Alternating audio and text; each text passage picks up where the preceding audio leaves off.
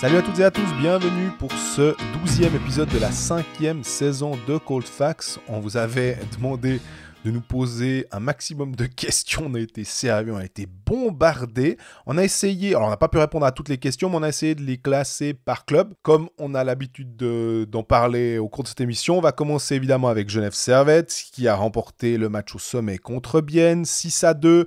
Quelques questions sur Genève, quelques questions sur Bienne. Non, il n'y en a pas, mais on en a trouvé nous-mêmes. Beaucoup de questions sur Fribourg, qui est allé faire match nul au match aller à Jukurit Mikkeli en Finlande pour les huitièmes de finale de la Champions. On passe après au Paris sportif, on enchaîne avec Lausanne. Beaucoup de questions sur Lausanne logiquement. Et on termine avec des questions sur Ajoie.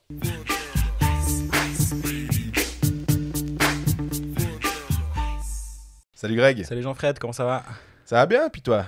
Ça va, ouais. Entre deux matchs, un jour de match, c'est un peu particulier, mais on va s'en sortir, je crois. Absolument. Surtout que on a lancé c'est même pas une bouteille à la mer, c'était un six-pack, parce que vu ce qu'on a récupéré, je pense que c'est l'océan de plastique, là, avec toutes les questions. On a posé sur les réseaux, dire est-ce que vous pouvez nous poser des questions pour un épisode mailbag. On a reçu un kilomètre, j'ai l'impression d'être le Père Noël qui devait répondre aux enfants. J'en ai une de plus à ajouter. Qui est favori du championnat de Suisse et pourquoi Genève Servette? Je pensais que tu allais me faire qui est le meilleur joueur du championnat et pourquoi Teemu Artikainen, qu'on a eu... On aura ça plus tard, mais est-ce qu'on peut maintenant le dire? Ils sont favoris au titre ou bien? Parce qu'il me semble que de plus en plus, on va dans cette direction-là. On a une équipe qui joue avec Josh Jarvis en centre de quatrième ligne. On a une équipe qui joue avec 5 étrangers, on rappelle, qui joue sans un de ses défenseurs suisses majeurs, Roger Carrère, et ça se remarque absolument pas. Qui joue avec son deuxième gardien, Robert Mayer, ça se remarque absolument pas. Ouais. Qui a les 5 meilleurs étrangers sur la glace, qui va aller en chercher encore un peu plus tard. Eh ben dis donc, quelle info là. C'est une évidence. C'est une évidence. On ne sait juste pas quand et quel profil il aura. Et ils ont le luxe de pouvoir jouer avec 5 étrangers et de dominer tout le monde, absolument. Et il y a un truc qui est génial maintenant. Avant, au début de saison, il y avait cet aspect... tu as la ligne Omar Artikainen, tu te focalises un peu dessus. Après, puis en fait, vu qu'il a séparé les deux, tu as Omar en 3, Artikainen en 2, Phil Poula en 1. Et tu te retrouves en fait à chaque ligne, tu as un monstre qui rentre sur la glace, qui n'est pas si mal accompagné, on est clair. Hein. Mais il doit pas, Yann Cadieux ne doit pas mettre tous ses œufs dans le même panier, on va dire, puis avoir 2 lignes très fortes, puis après derrière tu combles. Non, pas du tout. Derrière, tu as Juris en centre de quatrième ligne. Il l'a fait d'ailleurs, à part ça, il y a fin de tiers, il a mis Phil Poula avec Omar Artikainen juste comme ça pour faire une sorte de petit push. Mais... Et tu sais quoi? Il manque encore Pouliot. Hein, exactement. Pour ceux qu'on oublie. Non, pas toi. Je l'ai vu avant la pause, il avait sa main avec une attelle. Et il m'a dit moi j'ai pas besoin de moi pour qu'on gagne, donc je reviendrai un peu plus frais un peu plus tard dans la saison, quoi. Donc tu rajoutes Pouliot dans cette ligne de centre où t'as Juris en 4, ça commence à venir indécent. Oui, alors ce qui est juste dommage finalement, mais là aussi c'est toujours pour chercher un peu la petite bête, c'est d'avoir des joueurs qui reviennent et qui vont prendre la place logiquement et mécaniquement de ceux qui ont rempli leur rôle finalement. Et je pense qu'un Smirnovs est vraiment en train de proposer quelque chose d'intéressant. C'est peut-être pas aussi fort forcément que Pouliot, mais c'est vraiment pas mal. Et que du coup, dans l'alignement, il y a que 12 places en attaque. Donc, à un moment, il faut faire des choix. Et il est là pour remplir ce vide créé par la blessure de Pouliot. Quand Pouliot revient, forcément, il va falloir...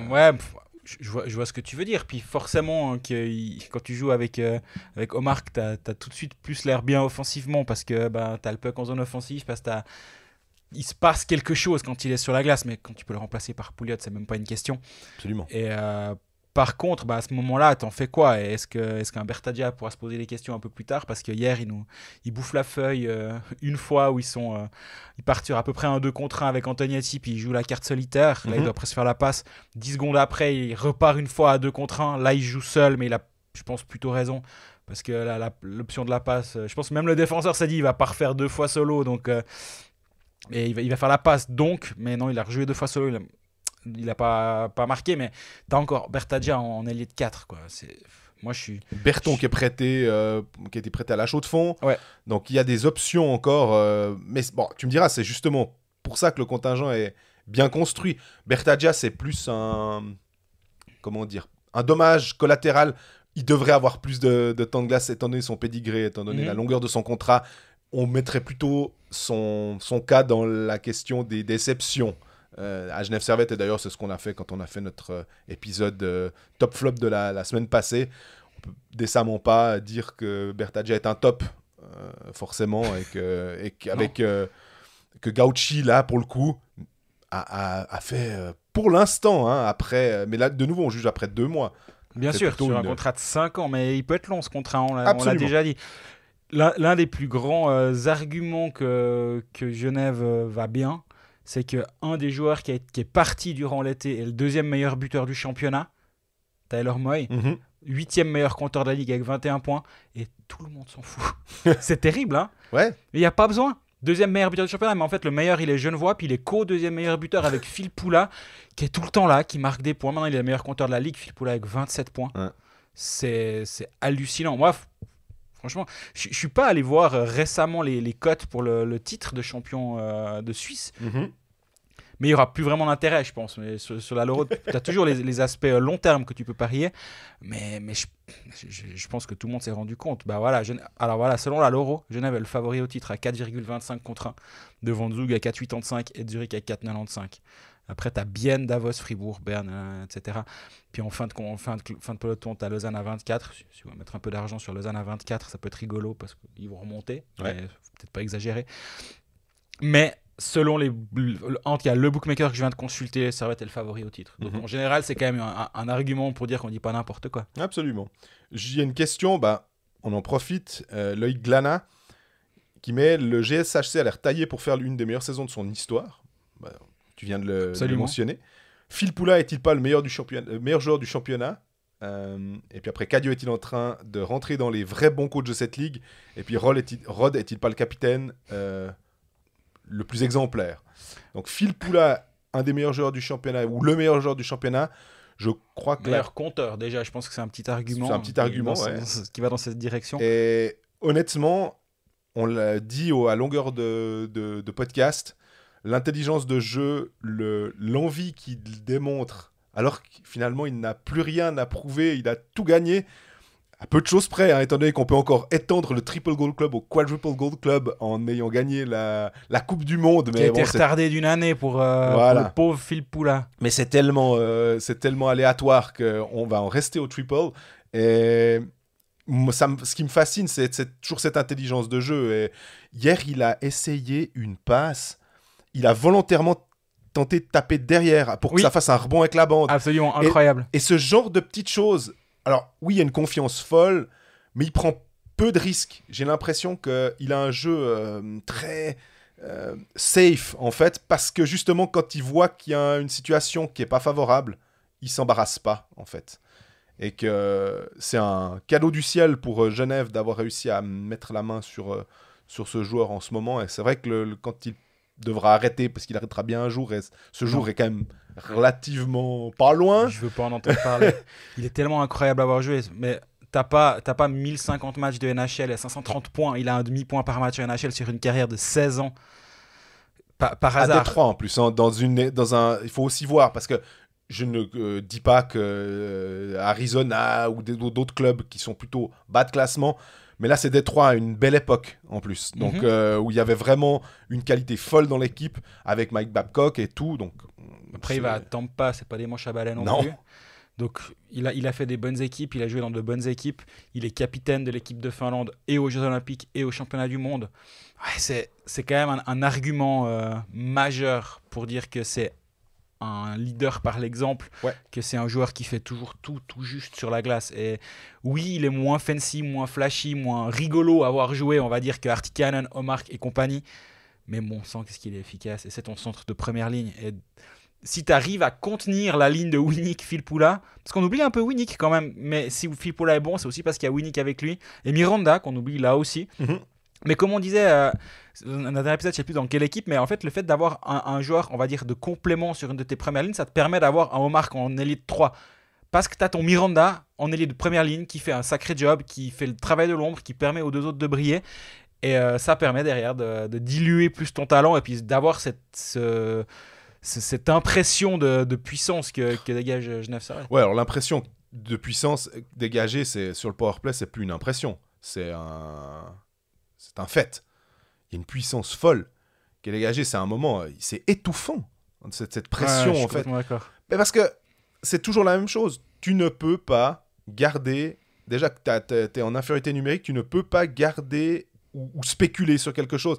Parce que spéculer face à Tom Ernest, je pense que c'est la pire des choses à faire. Il va te crucifier absolument tout le temps. Face à Phil Poula, pareil. Parce que ces joueurs sont trop intelligents. Et puis après, alors il y a l'artiste Omar qui peut sortir quelque chose d'assez fou. Artikainen qui est la pelleteuse que tu peux pas bouger. Et puis Winnick, tu disais aussi, qui est capable d'aller masquer le gardien. C'est vraiment... On s'arrête 2 secondes de parler des étrangers. Alors, c'est pas le côté UDC, mais on a Tanner Richard qui a 21 matchs, 16 passes décisives. C'est du Tanner Richard, ça. 0 but. C'est du Tanner Simon Richard. Lecoultre, 6 buts, 7 passes décisives en 13 matchs. Et rien que pour ces 2 joueurs-là, parce que justement, ils sont un petit peu mis dans l'ombre, mais la gueule de l'ombre, quoi. Phil Poula, 27 points, Winnick, 22, Artikainen et Omar, 1 point par match aussi. Tom Ernest, 1 point par match, bref. C'est de la belle ombre. Mais derrière, tu as Richard et Lecoultre qui font du super boulot. Un Praplan à 13 points en une vingtaine de matchs. Lui aussi, il fait un début de saison...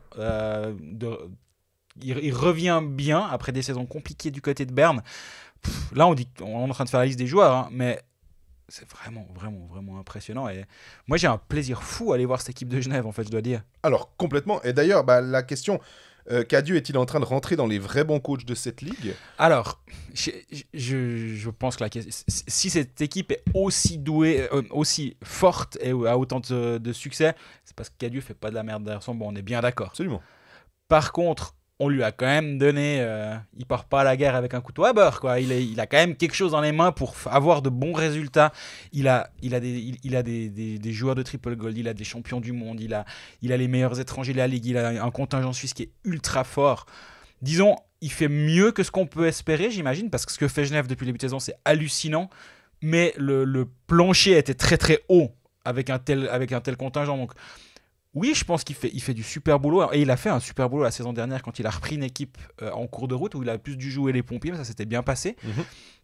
Et c'est en tout cas un coach en devenir, parce qu'on n'oublie quand même pas que ça reste un jeune coach malgré tout.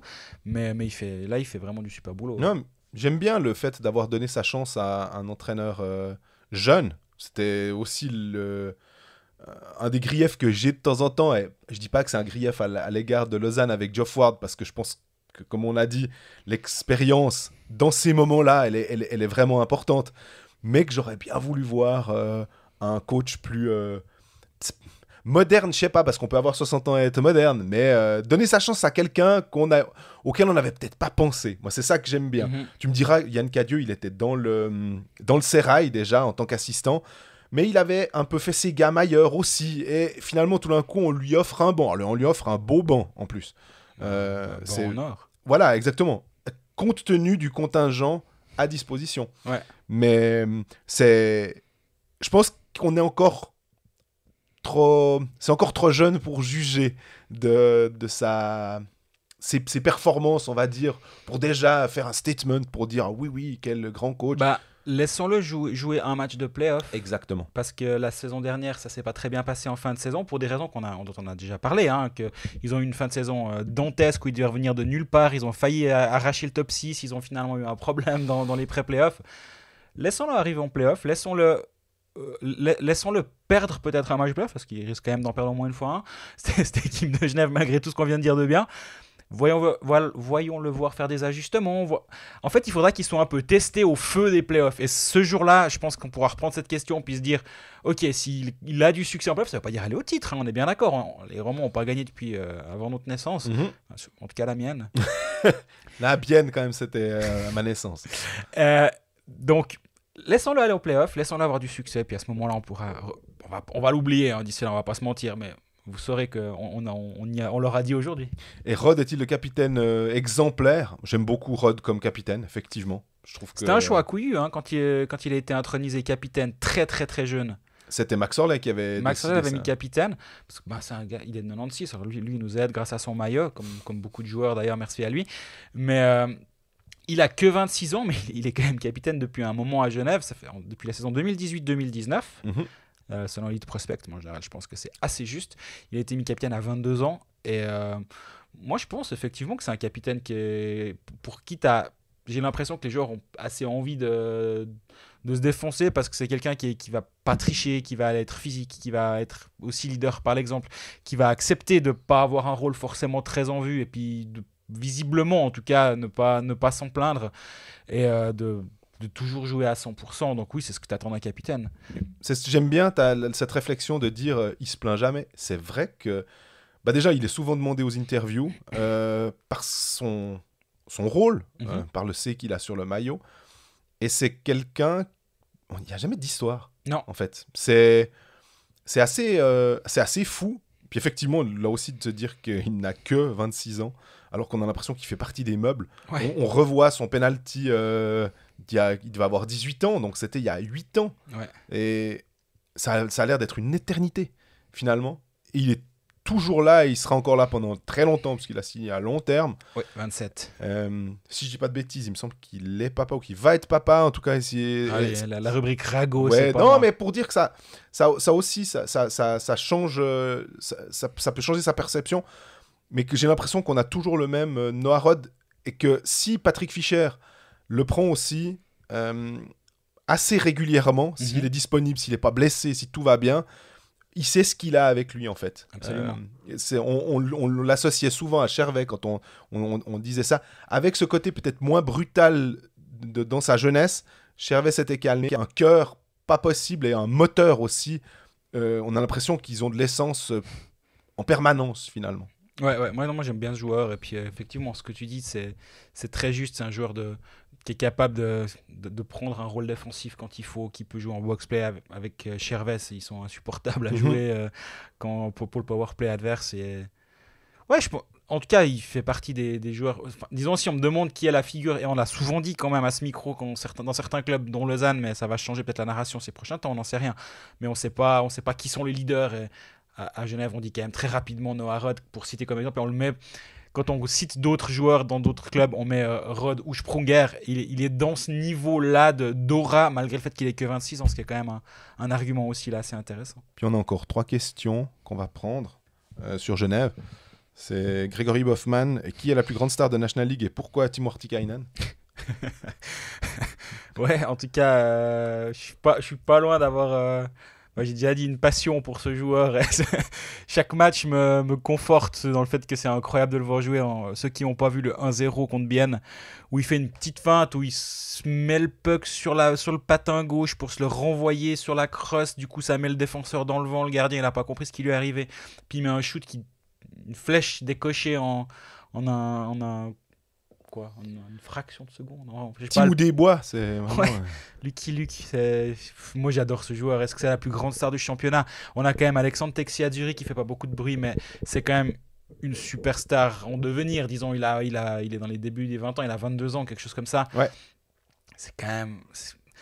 Laissons-le encore marquer plus d'un demi-but par match, puis de finir avec une trentaine de buts sa saison, puis on pourra peut-être répondre oui à cette question. Mais moi j'ai une question alors à propos d'Hartikainen. Est-ce que tu es en train de chercher les meilleurs spots de pêche pour aller avec lui Ça pourrait être un super sujet, à la pêche avec Hartikainen. Si le service média de Genève organisait ça... Après, on peut même aller le cuisiner avec l'équipe des Genevois qui fait ses tables tous les jeudis. Ils ont un compte Instagram où ils vont faire des tables de la région de Genève. Puis avec Geoff Ward, visiblement, qui disait qu'il aimait chasser et pêcher. Alors peut-être que tu te fais un truc chasse et pêche avec Hartikainen. Ce serait extraordinaire. Je vis pour ce moment. Ouais.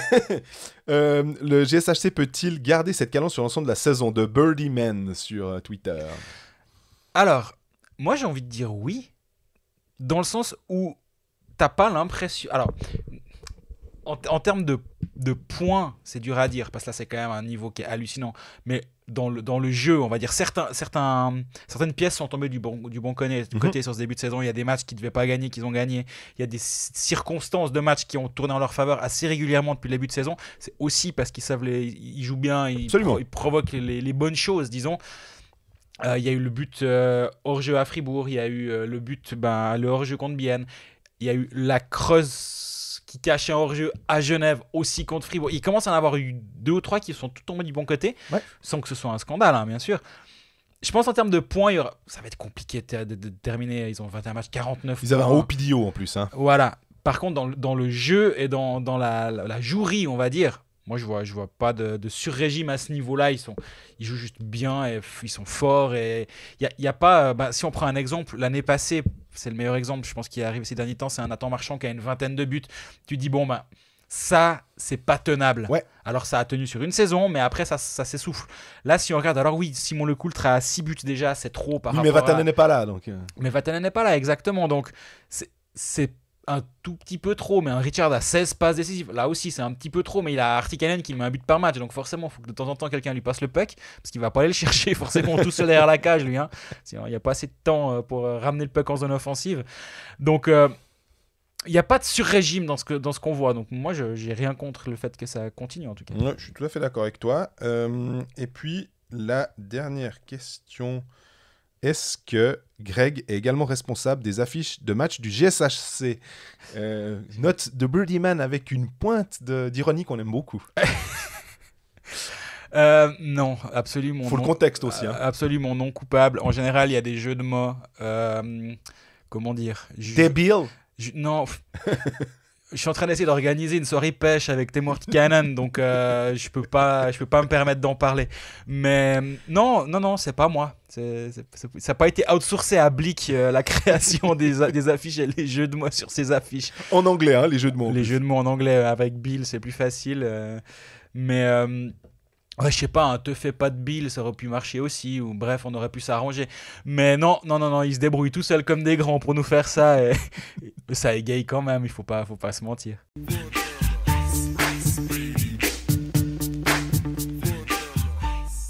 On va parler de Bienne maintenant, logiquement, puisque c'était l'adversaire de Genève, le dauphin du leader, qui se retrouve maintenant à 9 points à la suite de cette défaite 6-2. Avec 2 matchs en moins. Ouais, exactement. On n'a pas de questions sur Bienne, alors bon, c'est clair que n'ayant pas accès au forum biennois, j'ai pas pu aller leur demander de nous poser des questions, mais on n'a pas un Jean-Philippe Ritz, là, il roupillait ou quoi ces derniers temps, lui? Ah bah écoute, déjà il regardait le match, puis il se disait que il n'était pas content de cette situation, j'allais dire erreur d'arbitrage, puis après je me suis dit non, faux, c'est pas une erreur d'arbitrage. J'ai pas cette impression non plus, donc on va remettre dans le contexte. Début du deuxième tiers, Genève mène 2-1. C'est un excellent match entre Genève et Bienne. Il se passe beaucoup de choses, c'est intéressant. Et Genève manque, excuse-moi, mais pour dire, il manque Brunner, il manque Salinen, il manque Haas. Pardon, ouais, Bienne. Il manque Salinen, Haas et Brunner. Oui. Alors, on a parlé de Genève et des absents, mais là, on a les 2 premiers centres. Et on sait l'importance de Haas avec Olofsson et Hofer. Hofer a quand même réussi à marquer, mais voilà. C'était juste pour remettre dans le contexte. Absolument. Et c'est un bon match de hockey. Il est très plaisant à voir et c'est ce qu'on attendait entre le premier et le deuxième du championnat. 2-1, 3-1 par Temernes. Alors tous ceux qui l'ont mis capitaine hockey manager sont très contents et valident la décision des arbitres et ce but. Le problème, c'est que Bienne demande le coach challenge. On pense tous qu'il y a hors-jeu. Je pense que même les fans genevois pensent qu'il y a hors-jeu. Je pense même que les genevois pensent qu'il y a hors-jeu. Mais le problème, c'est que les arbitres, les juges de ligne vont à la vidéo, regardent image par image. On l'a fait avec eux en même temps qu'eux, parce que ça a duré des heures de nouveau cette histoire. Il devrait presque y avoir un timer, tu sais, comme aux échecs. Oui. Où à un moment, t'arrêtes, quoi. On sait pas, on y va parce qu'on a un train à prendre.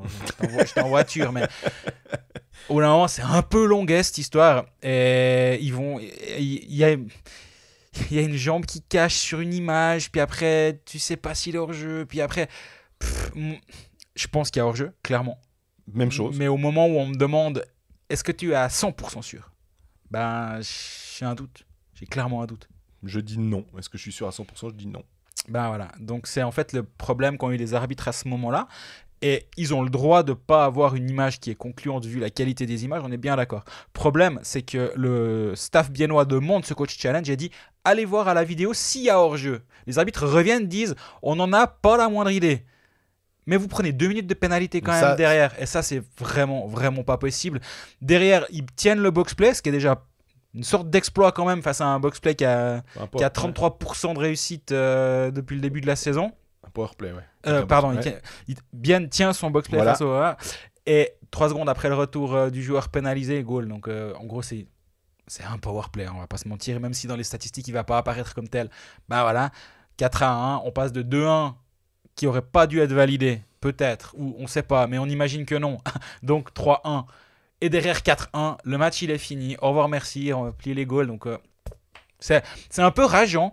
Déjà, si tu te mets à la place. Le un peu. Hein. Ouais. C'est rageant si tu te mets déjà à la place des Biennois, parce qu'eux, à la fin, ils sont allés parler longuement avec les arbitres. Steinegger a un tout petit peu monté les tours, mais il n'y a rien eu de grave. Hein. Mais tu voyais qu'ils étaient très agacés. Et je comprends complètement. Mais surtout aussi en tant qu'amateur de hockey, on nous a un peu privé d'un beau match. Parce que c'était un superbe match. Puis à 4-1, Bienne qui vient. Pour que Bienne ait une chance dans ce match, il fallait que tout tourne dans leur faveur. Absolument. En leur faveur. Ça n'est pas arrivé à ce moment-là. Puis derrière, ils n'ont pas les armes pour revenir. C'est complètement logique face à cette armada-là. À 2-1, ils poussent un petit peu. Tu sais jamais ce qui peut se passer. Mayer était un tout petit peu dans une soirée freestyle. On va pas se mentir. Il arrêtait pas de partir dans tous les sens. Il était génial à voir. Mais tu savais que ça pouvait basculer à tout moment. Ça aurait pu être un grand match. Ça a été un très bon match de Genève Servette. Puis Bienne a lâché à ce moment-là. Et moi, ça m'agace un peu. Parce qu'à la fin...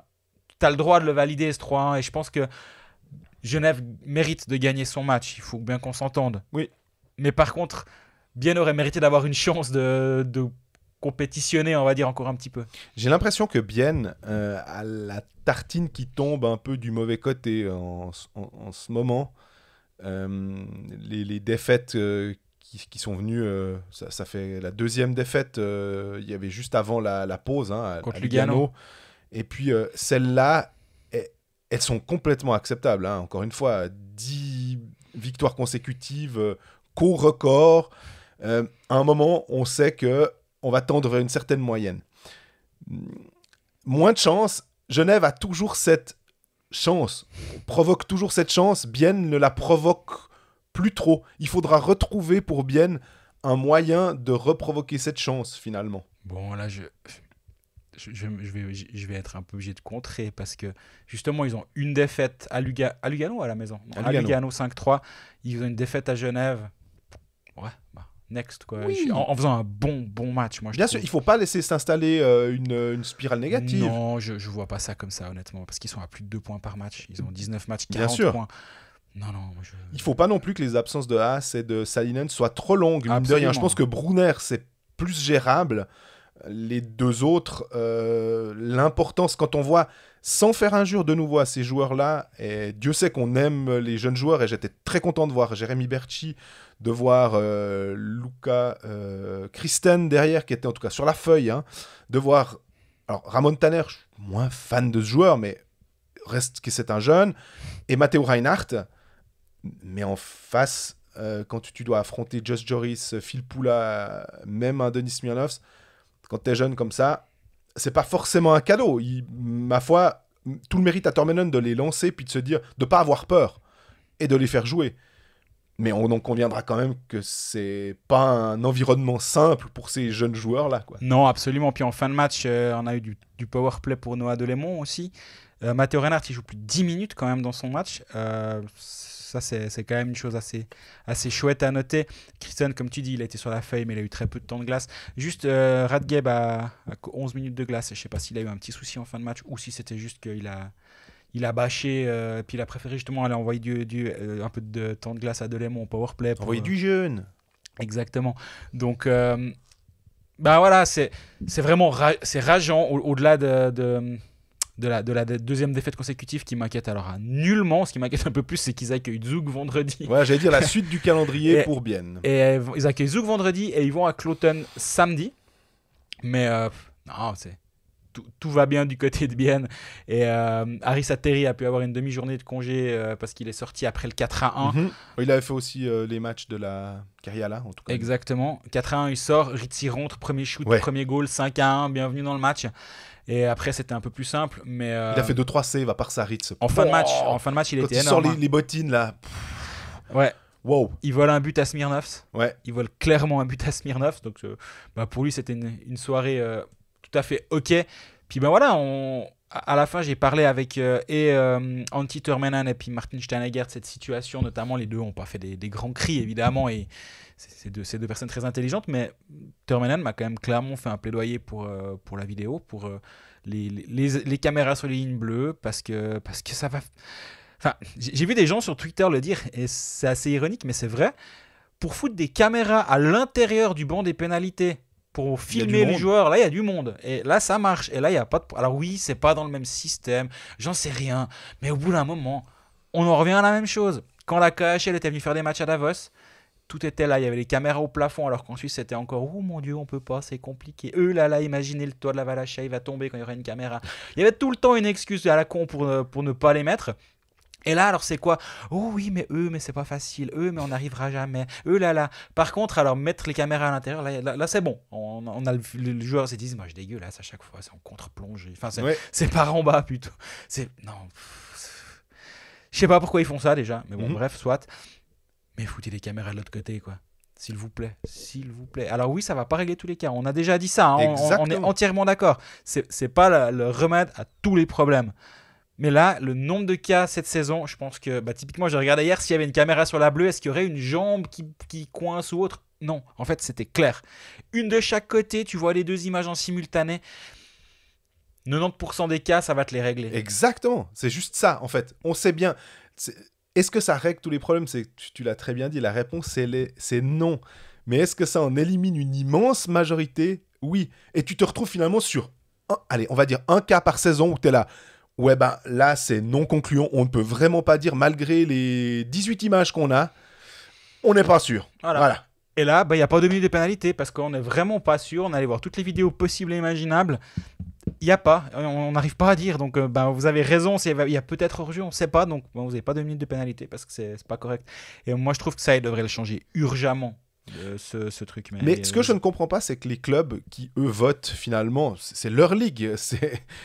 Pourquoi ils acceptent ce genre de cas où ils peuvent perdre potentiellement des matchs, donc des points, donc des places en play-off ou en pré-play-off, et qui ne poussent pas un peu plus pour dire allons-y, quoi. On a un fond, on a notre fonds de rénovation de la ligue, on va dire, et puis on tape dedans. Faut pas me faire croire qu'on peut pas utiliser. C'est vraiment le problème d'argent. Je pense qu'en Suisse, s'il y a un argument qui n'est pas recevable, c'est le problème d'argent. Donc, surtout quand on a des sommes qu'on peut imaginer pour une telle infrastructure. C'est juste ça.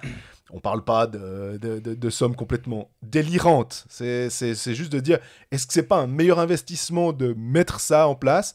Déjà, certains nous posent la question, est-ce que Colfax peut faire quelque chose? La réponse, elle est non. Nous, tout ce qu'on peut faire, c'est de relayer l'énervement des gens, de transmettre notre énervement, et que peut-être quelqu'un de la ligue ou peut-être que les clubs, quelqu'un va nous entendre puis se dire effectivement la voix de la rue entre guillemets, elle est que ça va pas trop, quoi. Si on avait assez d'argent, on proposerait de sponsoriser le Colfax Video Review. Tu le brandes, puis on paye les caméras, mais on a malheureusement pas assez, donc ça va pas être possible. Mais blague à part, au bout d'un moment, c'est quoi? J'avais lu une interview de Marc Biver à Hublot qui racontait son coup de génie d'avoir sponsorisé le panneau des minutes de temps additionnel dans la Ligue des Champions, je crois. Parce qu'en gros, c'était un truc qui n'était pas brandé. Puis il a dit, mais en même temps, à la 90e minute, s'il y a un truc que tout le monde va regarder, c'est combien de minutes de temps additionnel il y aura. On va foutre notre marque ici parce que ça va forcément, les caméras vont être braquées dessus à un moment. Ils ne voyaient pas de meilleure exposition que ça. Pas bête. Absolument. Si tu fais le Colfax Video Review, je peux te dire que pendant les 5 minutes où les deux juges des lignes sont en train de regarder, ta marque, elle est bien là. Hein. Si jamais avec la musique comme ça en plus. Hein. Si jamais je suis à disposition pour tout consulting, vous pouvez me contacter par mail à gregorybo@agencecolfax.ch. Non, c'est pas vrai du tout.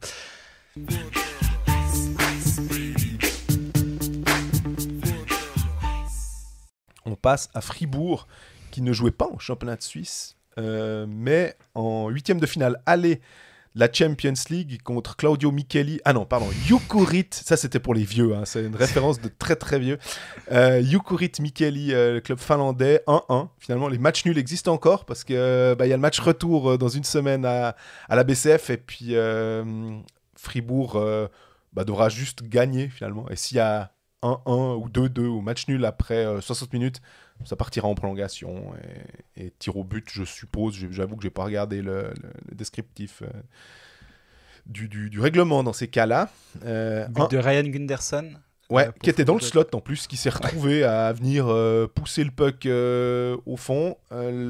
Grosse erreur sur le but des Finlandais. Je crois que c'est Schmidt qui fait l'erreur en portant le puck à la bleue et puis contre avec un Altonen, pas le même que Kloten bien évidemment. Juamaki, c'est ça? Ouais, Juamati ou un truc comme ça. Altonen. Ouais. Et très très solide finalement Fribourg en défense, comme le Fribourg qu'on voit en Champions League finalement. Fribourg aussi, en parlant de défense, petite info, on va dire transfert. Simon Seiler d'Holton qui arrive et Joel Scheidegger qui repart, en fait, à Holton. Qu'est-ce que tu penses de ce move? Alors, je voulais juste dire, ce Altonen, j'avais l'impression qu'on l'avait déjà vu en Suisse et je suis en train de checker. Il a joué à Berne en 2017-2018. Il est venu jouer 2 matchs de saison régulière. Et du coup, ça sent les playoffs aussi, mais ouais, il a 3 matchs de playoffs. J'avoue que je savais que son nom existait en Suisse, mais belle mémoire. Non, je savais pas où le placer sur la carte. Ce que j'en pense, que Scheidegger a jamais eu sa chance, franchement. Moi, je me dis plutôt qu'il a jamais réussi à prouver qu'il avait le coup de patin pour jouer en National League. Ouais. Et donc, il va pas être regretté à Fribourg. Donc, il est reparti à Holton où il avait du succès. Oui. Il a fait une bonne saison l'année dernière. On aimait bien arriver à Fribourg-Gotteron parce qu'on pensait que c'était justement un scouting un peu différent de ce qu'on était habitué à voir, surtout de la part de Fribourg qui fait pas trop ce genre de coup justement d'aller chercher ailleurs, enfin d'aller chercher en Swiss League je veux dire. Ouais. Ça n'a pas fonctionné. Je pense qu'il fallait pas s'entêter. Moi, je pense effectivement qu'il n'a pas le patin pour jouer en haut. Mais après, c'est ce que j'en ai vu. Je ne l'ai pas vu énormément non plus. Donc voilà. Dans le train, ils vont se croiser avec avec Simon Seiler. Là, de ce que je me suis renseigné, mais alors, vraiment vite fait, et ce que j'ai lu sur Twitter aussi, notre confrère Marcel Courta de la Rigaer Zeitung, oui, qui suit le HC Holton de près. C'est un défenseur qui est solide défensivement, visiblement, et on me l'a confirmé également. Il a 21 matchs, 9 points avec Holton cette saison. Il en a 45 matchs, 11 points avec Kloten la saison dernière. J'ai envie de dire, si c'est ton 7e défenseur ou ton 6e, c'est ce qu'a dit Courta également, mais on me l'a aussi dit par ailleurs. C'est très bien, il est capable de jouer solide. Il a un bon gabarit, plus de 90 kg, 1m88. Ça peut être une bonne pioche. Thomas Thierry, Valentin Pilet, Aurélien Marty, est-ce que c'est un peu un gars de ce style-là? Peut-être. Il a 26 ans, il a pas eu sa chance en National League du tout pour l'instant. Ce qui est assez étonnant. Après, il était à Kloten 2 années de suite. Kloten est promu, ils ne l'ont pas conservé. Ou alors, je ne sais pas à quel moment il avait signé pour Holton, mais est-ce qu'il nous avait fait une Dominique Niffler et puis il avait signé trop tôt et puis il n'a pas pu faire la promotion? C'est possible autrement, ça j'avoue que je ne sais pas. Mais intéressant de voir comment ça va évoluer. Après, c'est pas derrière que Fribourg a des problèmes, c'est pas le départ de Scheidegger qui va changer quoi que ce soit à la solidité fribourgeoise. Par contre, s'il amène un élément physique supplémentaire, peut-être ça fera pas de mal à cette équipe de Gotteron. Question, on en a une chiée, mais vraiment, là c'est désolé pour le terme. En fait, les Fribourgeois ils disent tout le temps qu'on parle pas assez d'eux, donc ils ont dit on va faire en sorte. Ah, mais j'ai posté une question sur le forum, j'ai mis qu'on allait faire ça. Alors ils ont... merci, ça fait très plaisir. Exactement, mais on commence par une question sur Facebook d'Hugo Musso. Bonjour, j'espère que ça va. Que pensez-vous Non, désolé, parce que faut un peu reprendre la syntaxe, mais c'est pas... Voilà. Pensez-vous que Buren à Fribourg, ce serait bien? Merci. J'aime beaucoup l'idée. Ouais. Je trouve que Buren, bernois de base, en tout cas formé à Berne, qui à Ambry... finalement fait gentiment son petit bonhomme de chemin et après le départ de Fora, il était déjà pas mal avant. Je trouve que cette idée, rien que d'associer déjà les noms, c'est malin parce que je vois assez Dubé être intéressé par un profil comme Buren, en fait. Je trouve que ça coche bien des cases avec Fribourg. Je sais pas ce que t'en penses. Ouais, je suis assez d'accord avec toi. La question, c'est, je pense, la question principale concernant Buren, c'est est-ce que Berne va vouloir le reprendre, oui ou non? Et à mon avis, si la réponse à cette question est oui, bah, il va pas aller à Fribourg. Mhm. Par contre, si lui se dit ah, j'aimerais bien retourner dans la région. Bon, ok, Berne n'a pas envie de moi. Allez, en étant un tout petit peu le périmètre, Bienne, Langnau, Fribourg. Bon, Langnau, peut-être ça va pas l'intéresser plus que tant, mais Bienne et Fribourg, pourquoi pas? Surtout si tu fais un step, tu pars d'Ambry, c'est pour essayer d'aller chez un plus grand contender, on va dire, hein, pour le titre. Donc oui, je pense que Yannick Buren à Fribourg, ça peut être quelque chose d'intéressant. Je pense que Christian Dubé le connaît de ses années bernoises. À la fin de ses années bernoises, lui, il était en train de rentrer gentiment dans les entraînements de la première équipe. Est-ce qu'il y a une connexion à voir là? Honnêtement, j'en sais rien, mais peut-être, en tout cas. Ça me fait penser un peu à Dufner, tu sais. C'est Mhm. de ce genre de joueurs-là qui sont partis un petit moment ailleurs et puis qui tout d'un coup sont sur les radars de plus gros clubs. Bah, et surtout, la défense de Fribourg, si on regarde, il y a un départ. Surtout, c'est Benjamin Chavaya. Oui. Diaz est sous contrat, Dufner contrat, Gunderson, on dit, peu importe le nom, mais un étranger. Ouais. Vagno, un étranger, donc les places sont prises. Souter est sous contrat, Yecker est sous contrat, et Dufner est sous contrat. Donc en fait, Tu l'as déjà je l'ai dit. déjà dit. Ouais. Donc tu as ta défense À 6, ouais. qui est présente, disons, et d'en avoir un bon défenseur supplémentaire, c'est quand même pas perdu. Après, Chavaya a 33 ans, donc à voir s'il veut le conserver, mais dans le cas contraire, s'il veut pas le conserver, tu as une place pour aller chercher un défenseur en devenir, parce que c'est quand même ça aussi un peu le problème de Fribourg-Gotteron depuis de nombreuses années, mais eux, si on leur dit qu'ils sont trop vieux, ils te répondent clairement que non. Pour l'instant, sur la saison dernière et sur le début de cette saison, on n'a pas de contre-argument à leur apporter. Par contre, de remplacer un Chavaya 33 ans par un Buren 25 ans, ou 26 au moment où il va débarquer, admettons qu'il débarque, bah là c'est un rajeunissement progressif des cadres, on va dire. Tu peux pas, c'est pas comme une équipe de NHL où tu as des cycles et d'un coup tu vends tous tes vétérans pour prendre plein de jeunes parce que tu sais que c'est les 5 prochaines années, mais tu rajeunis progressivement tes cadres. Tu me fais des signes? Ouais, je te fais des signes parce que c'est drôle que tu parles de ça. C'est 10 signaux sur le forum de Fribourg. Que pensez-vous de la politique de Dubé vis-à-vis des jeunes? J'aimerais bien votre avis sur les cas Jobin, Bignas et Scheidegger. Est-ce juste une lubie de supporters de désirer voir ces jeunes jouer? Car en réalité, ils n'ont vraiment pas le niveau. Tu as déjà mentionné Scheidegger, qui est un jeune de 26 ans, donc je mettrais un petit bémol, je crois. Oui, mais je comprends, je comprends pourquoi il a été inclus dans ce... Complètement. Et Jobin, on a vu qu'il était prêté à Winterthur, si je dis pas de bêtises. Exactement. Et puis Bignas est à Turgovie, donc je suis pour le développement de ces jeunes. En fait, quoi qu'il arrive, finalement, quelle est la meilleure place pour ces jeunes? Si la meilleure place c'est Fribourg, ben qu'ils soient à Fribourg. Si la meilleure place c'est Turgovie ou Winterthur, qui fassent leurs armes là-bas finalement. Ouais, moi je suis assez de cet avis aussi. Justement, si tu regardes cette équipe de Fribourg-Gotteron, c'est une équipe de vétérans. C'est une équipe qui est construite pour jouer le haut du classement, on va dire, du moins ils espèrent, et qui a une profondeur en défense et en attaque suffisante pour pas avoir un rôle à donner à ces joueurs-là.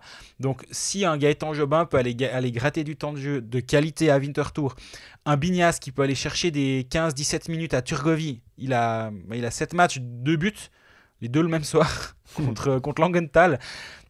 Mais si ces joueurs-là ont un petit peu de chance d'aller voir ailleurs justement et de se développer, moi je suis assez favorable à ça. Après, c'est vrai que quand tu regardes la politique de Zug, par exemple, alors oui, on prend ton exemple zougois, mais eux, ils ont un truc différent. C'est qu'eux, ils font vraiment une place pour leurs jeunes sur la ligne 4, on va dire. Et encore, hein, parce qu'avec les 6 étrangers, c'est quand même en train un tout petit peu de changer de leur côté.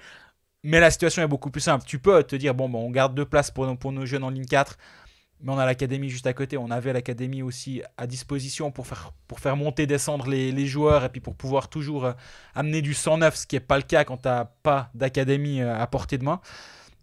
Mais moi, je me réjouis de voir Gaëtan Jobin à Winterthur parce que c'est un joueur qui doit avoir un rôle offensif et qui a un coup de patin suffisant pour jouer en National League. J'en suis assez convaincu. Mais ben voilà, il a besoin d'avoir une opportunité, d'avoir du temps de glace. Et pour l'instant, il ne l'a pas vraiment eu du côté de Fribourg. Bah, espérons qu'à Winterthur ça tourne. Mais oui, je comprends cette envie de la personne que tu as mentionnée. Parce que ben, à Fribourg, il y a quand même un peu cette culture du jeune qui monte du mouvement junior. Parce qu'on a les exemples, on va remonter à Spronger, Bikoff, Motet, Schmidt, Marchand, Bipa Marchand. Et donc, oui, ça fait partie un peu de l'ADN d'avoir de temps en temps le prochain Fribourgeois qui monte dans la première équipe. Il y a eu Schmidt il n'y a pas si longtemps, il aurait dû avoir Ebicher, ça ne s'est pas passé comme prévu. Donc oui, ils attendent le prochain et puis je comprends que ça commence un petit peu à taper du pied. Et il dit aussi, je dois dire que je trouve ça un peu frustrant car je suis sûr qu'un Scheidegger à qui on laisse une chance avec une douzaine de minutes par match aux côtés d'un Diaz serait clairement une plus-value pour Gauthieron cette année et dans le futur par rapport à un Chavaya qu'on annonce déjà ne pas vouloir prolonger. Ça, c'est pas une question, c'est un statement. L'autre question, est-ce que pour ces cas de figure, la double casquette de Dubé n'est-elle pas un problème? Y a-t-il une question de contrat ou de salaire quand il préfère mettre ses jeunes en tribune plutôt que des Chavaya ou des Rossi?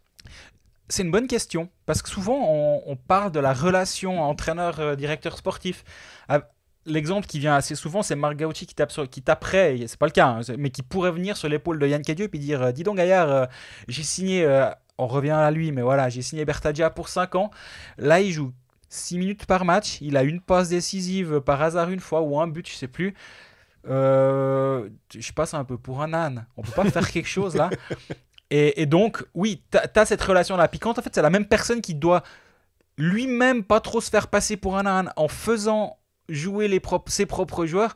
Ben, d'un côté, c'est beaucoup plus simple pour l'entraîneur. Parce qu'en gros, il se dit, bon, ben, ma foi, moi, quand je mets ma casquette d'entraîneur, je dois gagner, peu importe comment. Ouais. Et si mon GM, à savoir de nouveau moi, passe pour un âne parce que je fais pas jouer les joueurs, mais moi, l'entraîneur, je gagne des matchs, bah c'est bon, en fait, la balance, elle va quand même être positive parce que le succès est au rendez-vous. Donc, je pense que c'est pas évident comme situation quand même au moment de renégocier un contrat, et je pense aussi dans le daily business, parce que c'est quand même lui qui était à la table des négociations avec les joueurs, peut-être qu'il y a eu des promesses qui sont faites dans un sens, dans un autre, dans les deux sens, peu importe. Puis après, l'entraîneur doit aussi un petit peu assumer, tandis que si c'est le GM qui fait des promesses, qui dit des trucs, qui attire un joueur, tu peux dire, bah ouais, moi c'était ça le plan que j'avais pour toi, mais visiblement avec l'entraîneur ça se passe différemment. Donc je pense que il y a des avantages, des inconvénients dans cette situation-là, mais là, effectivement, de savoir que tu vas pas garder Chavaya, ce qui semble être le cas vu ce qu'il dit. Je crois que j'ai vu dans La Liberté la semaine passée, ils avaient fait un point sur le contingent de Fribourg-Gotteron, j'avais l'impression que c'est ce qui ressortait également. Bah c'est pas évident après de dire, bon ben... Comment tu vis cette relation avec un joueur que tu ne vas pas garder, que tu ne veux plus garder pour des raisons que tu as décidé. Et ouais, ça doit pas être évident à gérer ce double mandat, on va dire. Alors c'est Liolio sur le forum aussi de Fribourg. Comment est effectué le scouting des joueurs étrangers à Fribourg? Attention, tu la vois arriver parce que je sais que c'est un peu une tête de turc du côté de la BCF. Comment a-t-on pu arriver à la conclusion que Delarose sera un bon fit dans ce championnat? Un joueur mauvais offensivement ne fait pas forcément un bon joueur défensif. On va commencer par ça. Comment est fait le scouting? Il y a beaucoup de scouting qui est fait par Gerd Sennheiser. C'est un de ses rôles. Parce que Dubé, quand il était que directeur sportif, était volontiers à gauche et à droite pour aller voir des matchs, pour aller voir des tournois internationaux, pour aller faire du scouting, pour aller au-delà du scouting. C'est pas parce que tel agent est à tel directeur sportif est à tel endroit que forcément sur la glace il y aura un joueur qui l'intéresse. Par contre, il y aura peut-être un agent dans les tribunes avec qui il pourra discuter, parce qu'il y a toujours des connexions à aller faire. Mais bon, Dubé, typiquement à la Carriera Cup du week-end dernier, il pouvait pas être présent parce que il a préparé sa Ligue des Champions avec Fribourg-Gotteron, et c'est là où un Gerd doit plus gérer les rôles, faire un premier tri. Évidemment, de ce que je crois voir de l'extérieur, ils s'entendent sur des profils, sur quoi comment, mais au bout du compte, il faut que quelqu'un fasse le travail, fasse les contacts, fasse les analyses, fasse les scouting vidéo, pré-match un peu le travail. Et ce rôle d'assistant GM de Sennheiser, je pense, sur le scouting étranger est très très important. Et la question sur Delarose, moi je suis pas aussi sévère que la personne dont tu as parlé. Et que les gens en général à Fribourg, parce que j'ai l'impression que vraiment ils ramassent. Parce que mauvais défensivement, je le vois pas comme ça. Je pense. Il dit mauvais offensivement, ne fait pas forcément un bon joueur défensif. Ah, pardon, je m'excuse, j'ai mal compris alors. Mais il n'a pas été engagé pour être forcément. Alors voilà. Offensif. Mais moi je pense que défensivement il a quelque chose à apporter. Est-ce que ça n'a pas encore été le cas? Oublions pas qu'il débarque en Suisse. On a toujours dit qu'il fallait aussi peut-être laisser du temps à certains joueurs. On voit d'ailleurs que les joueurs qui cartonnent, c'est souvent ceux qui sont là depuis un petit moment, hein, et que les joueurs arrivés, les étrangers supplémentaires, et on a eu le cas à maintes et maintes reprises. On reparle de la première saison d'Jan Kovar qui avait annoncé en calculant les points, en disant ce qu'on attendait, ce qu'on pouvait escompter. Puis finalement, on était presque déçus. Mais clairement. Et première saison, on est déçu, puis deuxième saison, on se dit, mais il est fantastique. C'est lui Kovar. le MVP en fait de la Jean-Michel Ligue. Temernes, il était pas terrible la première saison. La deuxième saison, il me semble qu'il s'appelle vraiment Henrik. Donc, je dis pas que Jacob Delarose va avoir la même trajectoire que ces joueurs-là, mais je trouve que l'histoire nous a souvent démontré que en année 2, la deuxième saison du show Kovar et Temernes était plus intéressante que la première. Bah ouais, Kovar il était à 45 points sa première saison, ce qui est très bien. Hein. Exactement. Mais il est à 60 la deuxième. Et C'était- il a un impact aussi différent de ce qu'on Complètement. c'est ce qu'on attendait de lui finalement offensivement et même à tous les niveaux. Et bah voilà, Tu prends tes marques, tu... exactement. Puis Delarose débarque en Suisse, il connaît pas le championnat. Il a longtemps joué en Amérique du Nord, il a eu une saison en Suède après, où il gagne le titre avec Färjestad l'année passée. Moi, je me dis quand même qu'un joueur qui va gagner le titre avec une équipe en Suède, ça peut pas être un manche. J'arrive pas à me dire ça. Mais pour l'instant, je suis d'accord par contre qu'on a le droit d'être déçu. Mais l'année passée, je suis en train de regarder ses game logs l'année passée, notamment en finale, il joue près de 20 minutes tous les soirs. Mhm. En Finlande, en Suède, dans un championnat très relevé. En finale. En finale, c'est ça. Donc moi je me dis, ouais, il y a quand même quelque chose chez ce joueur. Il est sélectionné dans l'équipe olympique suédoise. Là aussi, pour moi, c'est un argument où tu peux pas dire grand-chose. Il y a assez de joueurs. Hein. Bah, ils il me en semble, ont un paquet. Hein. Et ils l'ont pas pris pour faire le nombre. Hein. Il a joué un quart d'heure en moyenne durant tous les Jeux Olympiques avec la Suède. Moi, je pense qu'il amène quelque chose. Il peut amener encore plus. Ça, c'est un fait et je suis entièrement d'accord. Et pourquoi ils en sont arrivés à la conclusion que Delarose était un bon fit pour ce Fribourg-Gotteron-là, moi, je l'entends dans le sens où tu as besoin d'un centre un peu plus solide défensivement parce que cette équipe de Fribourg-Gotteron n'est pas l'équipe la plus physique, pas l'équipe la plus rugueuse, pas l'équipe la plus grande non plus, et d'avoir un Delarose qui amène une certaine stature, on va dire, et t'espères aussi que Schmidt va lui passer devant dans l'alignement. Et parce que maintenant il joue à l'aile, mais c'était peut-être ça l'idée aussi, d'avoir une progression de Schmidt, d'avoir un Dernay qui est quand même toujours là. Ouais, moi je vois Delarose en centre de 3 comme quelque chose de tout à fait logique. Par contre, est-ce qu'on a le droit d'être déçu pour l'instant ? Oui, ça tout à fait. Est-ce que mettre principalement ses billes, c'est toujours Lio, hein, il y a beaucoup de questions. Merci à lui déjà. Est-ce que mettre principalement ses billes sur les joueurs suisses et des clopinettes sur les étrangers n'est-il pas un mauvais calcul ? Avec le passage à 6 étrangers, ceux-ci prennent forcément davantage de place et de temps de glace et donc plus d'impact. Avoir des étrangers d'impact est-il pas encore plus important que par le passé ? Alors, ces termes sur mettre ses billes et des clopinettes sur des étrangers, je pense que il doit pas être dans les comptes. Si on demande à John Gobi si effectivement ou à Christian Dubé c'est des clopinettes, je suppose que Sorensen doit pas coûter des clopinettes et même un Delarose doit pas coûter des clopinettes. Non, mais par contre là où je le rejoins complètement, c'est que si tu calcules la masse salariale dévouée aux étrangers, on va dire aller à Genève et à Fribourg, à mon avis c'est effectivement il y a une différence qui est quand même assez grande. Ça c'est juste. Après les étrangers d'impact, voilà, c'est toujours la question qu'on peut se poser, mais il y a un marché. Si tu veux Artikainen, il faut être copain avec Phil Poula, c'est bien quand tu l'as dans ton club. Être copain avec Omar, c'est bien quand tu l'as dans ton club. Mais il faut aussi avoir la surface financière pour se permettre ce genre d'engagement. Lettonen, à mon avis, ils étaient beaucoup à le vouloir. Finalement, il va à Zurich. Il y a aussi le fait que c'est une grande ville. Peut-être que le joueur se dit que c'est intéressant. Granlund, il se dit, il voit le chèque de Lugano. Il se dit, ouais, d'accord. Il voit l'équipe, on lui dit il y a Daniel Carr, il y a X, il y a Y, il y a Koskinen. Il n'a pas besoin de réfléchir très longtemps pour se dire que c'est une bonne place. Il y a quand même un réel... le marché est tendu, mais il y a des belles bagarres quand même. Le problème, c'est que ce qui est rare est cher. Et les attaquants suisses de qualité sont rares, donc forcément, ils vont devenir chers. Et du coup, quand tu engages un Christophe Berchi qui tient complètement ses promesses, 17 matchs, 14 points, on l'a dit la semaine passée, 7 passes. Forcément, tu dois renier quelque part. Maintenant, je pense que c'est juste une philosophie. Et on l'a quand même souvent dit que Fribourg, il y a quand même cette philosophie d'avoir du fribourgeois. Et l'arrivée de Berchi, alors encore une fois, si tu mets un manche, mais il est fribourgeois, ça va faire acheter aucun billet. Par contre, si tu as en figure, on va dire, un Christophe Berchi qui est un attaquant international, qui signe chez toi pour le long terme, qui vient et qui produit en plus à un niveau qui est totalement acceptable, à Gotteron, il y a cet aspect. On a toujours eu Sprunger, on a eu Bikov, on les a déjà tous cités avant. je comprends aussi cette réflexion de se dire bah non, nous on va plutôt faire un effort à ce niveau-là. Par contre, on va faire confiance à notre scouting sur les étrangers parce que Gunderson, bah, ça a été un scouting excellent. Depuis qu'il arrive en Suisse, il est vraiment très bon à tel point que maintenant il a 38 ans et puis on se dit mais je pense qu'il va falloir le prolonger, ce qui veut rien dire honnêtement. Ouais. Si on y réfléchissait avant la saison, on aurait dit non mais attends. Bah, est-ce qu'on trouve mieux sur le plan des défenseurs offensifs? On se rappelle qu'on a discuté avec Marc Gauchi quand il était sur le plateau des Pécalistes et même en dehors. Puis je lui disais, mais je regardais le marché des agents libres ou en tout cas des gars potentiellement disponibles. J'ai pas vu grand-chose. Il me dit, j'en arrive à la même conclusion que toi. Et on est sur un marché très difficile. Les gardiens, c'était pas simple. Par contre, les attaquants, c'était un petit peu plus facile, entre guillemets, de trouver quelqu'un. Mais je pense aussi que le sentiment qu'a cet internaute est aussi renforcé par, le fait que Di Domenico n'est plus là. Oui.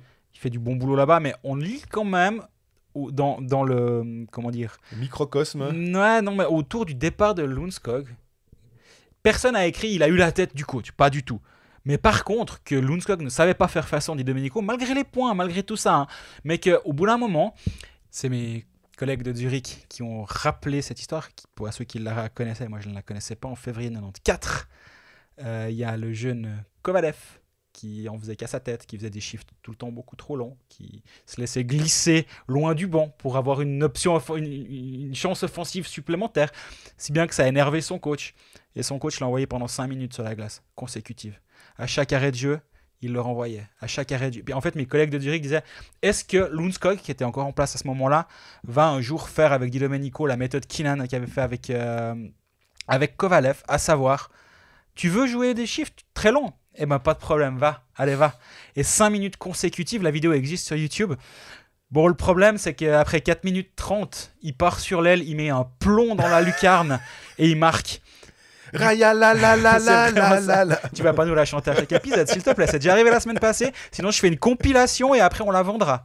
Et après, on pourra sponsoriser les vidéos, les caméras sur les lignes bleues. Tu vas sponsoriser des trucs. Et du coup... après le but, il l'a renvoyé sur la glace encore pour arriver à 5 minutes consécutives. Et en fait, c'était pour mettre en lumière que Di Domenico en faisait qu'à sa tête et ça énervait aussi un tout petit peu.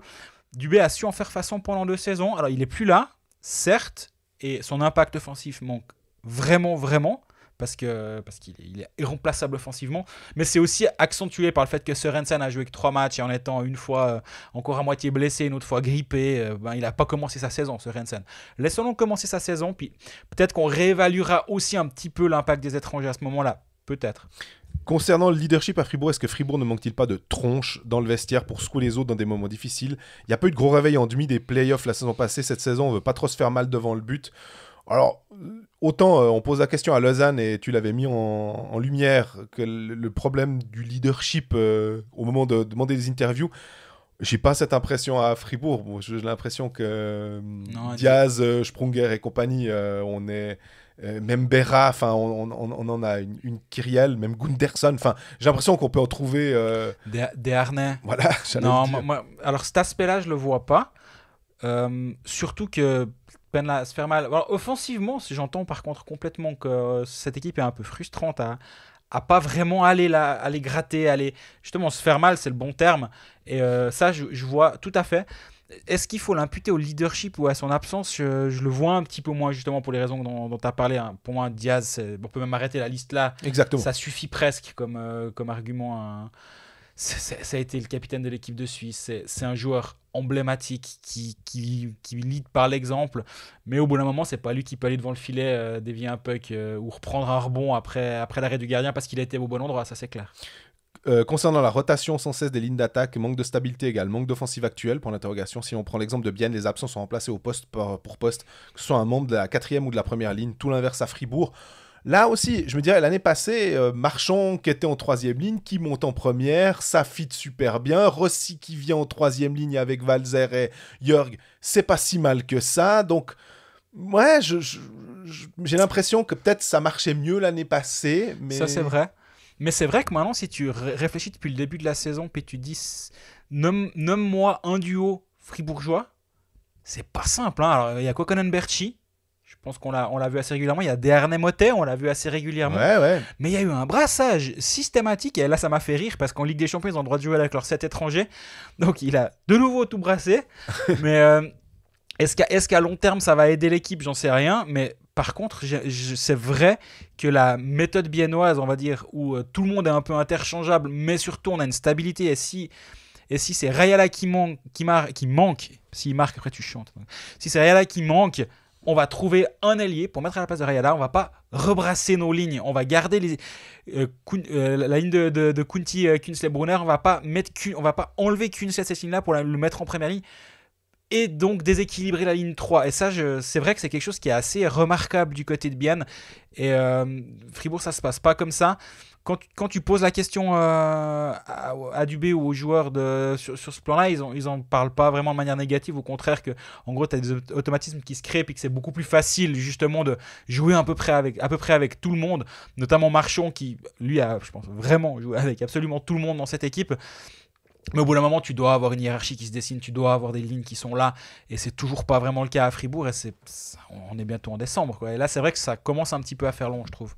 Jouer sport, un jeu de la loterie romande. On passe à nos paris sportifs. Un pari, c'est dommage qu'il n'y ait pas un Genève-Bienne parce qu'il me tentait bien à la base. Ouais. Quand j'ai vu la ligne de centre, c'était... Biennoise, ouais. Ouais. Et puis bon, ce soir, il y a le Lausanne-Lugano. On peut juste mentionner comme ça. Est-ce qu'on tente le Lausanne en se disant que l'effet Ward et surtout le fait que l'équipe était pas si mal ces derniers temps, là, sur les 2 derniers matchs. Lausanne est à plus de 2 sur la Loro. Lausanne est à 2,05 contre 1. Honnêtement, je dis pas que Lausanne va gagner, mais je trouve que la cote est intéressante compte tenu de tout ce qui se passe maintenant. Ouais, je suis d'accord avec toi. Moi, j'irai même plus loin. Moi, ce soir, je vais prendre Lausanne avec un handicap de 1 but, mais on va pas le mettre sur nos réseaux sociaux. Non. Mais je vois vraiment Lausanne venir très très fort.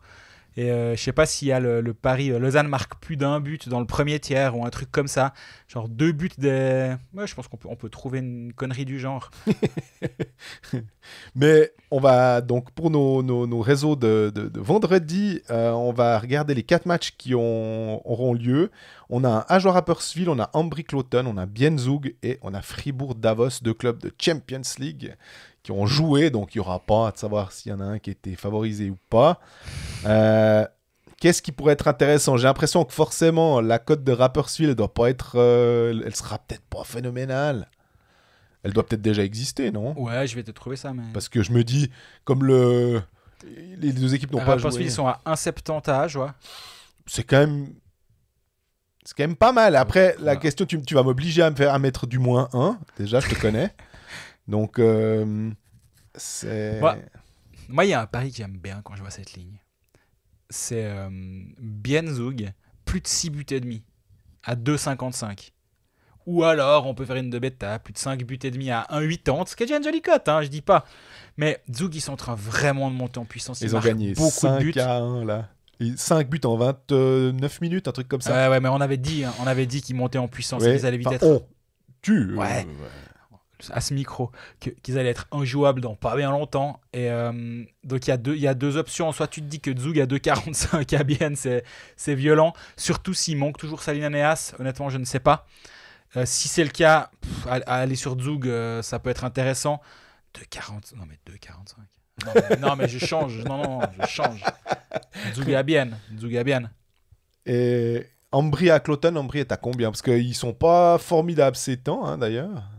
Alors, je suis sur le site de la Loro, ça m'occupe un petit peu. Je me dis que... Mais honnêtement, Ambry-Cloton, comme ça, est-ce qu'Ambry a pu faire un peu le ménage? Ambry à 2,10. Ambry à 2,10, ouais. Donc Cloton doit être même plus intéressant. 2,55, mais moi je jouerai jamais Cloton. Mais ouais, c'est ça. Même à domicile, je suis pas capable d'avoir les nerfs suffisamment solides pour jouer Cloton gagnant dans un match.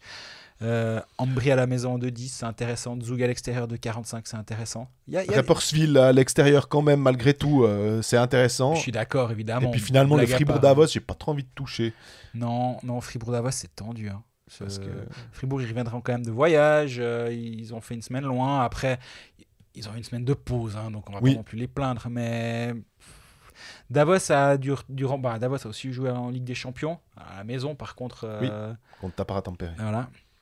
Mais ouais, ça va être une soirée marrante parce qu'il y a vraiment des options assez chouettes. Bah, vous verrez tout ça vendredi dans la journée sur nos réseaux sociaux. Exact. Jouer sport, un jeu de la loterie romande. On poursuit notre session de questions et nos clubs. Bah, finalement, on a pas mal de questions logiquement sur Lausanne. Nous, c'était ces dernières semaines, ces derniers mois qu'on avait pas mal de questions sur Lausanne. Du coup, ça change. C'est raccord. On en a un petit peu moins maintenant, donc c'est bien qu'on nous en donne. Spaxi, sur Twitter, il y a plus de points d'écart entre la première et la troisième place qu'entre la quatrième à la 11e place. Sur ce constat, plusieurs questions. D'abord, je suis bien obligé de vous demander, est-ce qu'une 6e place est encore envisageable pour LHC ? J'ai envie de dire oui. J'ai clairement envie de dire oui. Pourquoi ? Parce que Genève l'a quasi fait l'année passée en se séparant de son coach plus ou moins en même temps, un poil après. Donc il y avait un petit peu moins de temps. Mais on se rappelle de la fin de saison de Genève. Ils avaient été incroyables sur toute la fin de saison. Ils avaient joué à plus de 2 points par match. Donc c'est ce qu'attend le Lausanne HC. Est-ce que c'est possible ? Lausanne Oui. avait été bon aussi sur la fin de saison, hein, rappelle-toi. Dernière ? Ouais. Oui, certes. Mais c'est ce qu'attend le LHC. C'est 2 points par match jusqu'à la fin de la saison. C'est possible, oui. C'est difficile, clairement, parce que, disons, si tu gagnes le match de ce mercredi soir contre Lugano, ça permet déjà de gagner une place et de remonter un poil déjà. Et puis, en cas de victoire ce soir, il n'y a plus que 8 points sur Berne. Hein. Exactement, avec le même nombre de matchs. Le truc, c'est que je pense pas qu'il... En fait, il faut prendre la question dans l'autre sens. Qui, dans le top 6, tombe actuellement pour que tu prennes sa place en tant que Lausanne. Lausanne, Genève, on n'en parle pas. Bienne, 19 matchs, 40 points, je vois pas le truc. Rapperswil, on va tous dire Rapperswil, évidemment. Mais il y a 16 points avec Rapperswil. Après, c'est Zurich, Zug et Berne, les 4, 5 et 6. Et en fait, c'est ça qui m'inquiète dans ma théorie. C'est que ces 3 équipes-là, est-ce qu'il y en a vraiment une des 3, Zurich et Zug, là aussi, j'ai pas envie d'en parler. Berne, à la limite, mais en même temps, on regarde l'équipe de Berne et on a l'impression qu'ils ont fait un début de saison assez moyen et ils sont 6e actuellement. Donc, théoriquement, on va dire, dans l'absolu, j'ai envie de croire que oui. Par contre, la question, ça va être au détriment de qui ? Et franchement, je vois pas. La question aussi qui peut se poser, pourquoi c'est possible ? Moi, je me disais, c'est parce que Cloton et Langnau sont beaucoup plus forts qu'attendus, en fait, et qu'ils ont forcément bouffé des points à d'autres. Ce qui fait que l'écart aurait pu être plus grand avec les meilleurs et les moins bons. Et Lausanne aurait été vraiment bien décroché, ce qui est déjà le cas. Il ne faut pas dire des bêtises non plus. Je veux dire, si ils ont à l'heure actuelle 11 points de retard sur la première, enfin sur la barre à la 6e place, c'est potentiellement 8, mais ils font encore jouer et gagner ce match contre Lugano. Parce que Lugano se dit un peu la même chose. Hein. Lugano dit on a un match de moins que Berne qui est 8e. Si on gagne, on revient à 7. Donc, exact. Il va être bien ce match d'ailleurs. Mais là aussi, si tu regardes que là, ça veut dire que tu dois trouver quelqu'un qui dévisse dans le top 6, tout en partant du principe qu'entre Davos, Fribourg, alors dans une moindre mesure, Cloton, Langnau et Ambry et Lugano ne font pas mieux que toi. Ils font moins bien que toi d'ailleurs. Donc, faisable, je pense vraiment, parce que c'était un peu le dernier moment. Mais faisable, oui. Mais voilà, il faudra trouver la victime.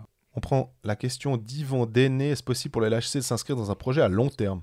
Avec Svoboda qui va partir peut-être, qui pourra acheter ses actions ? Monsieur Finger sera-t-il patient ?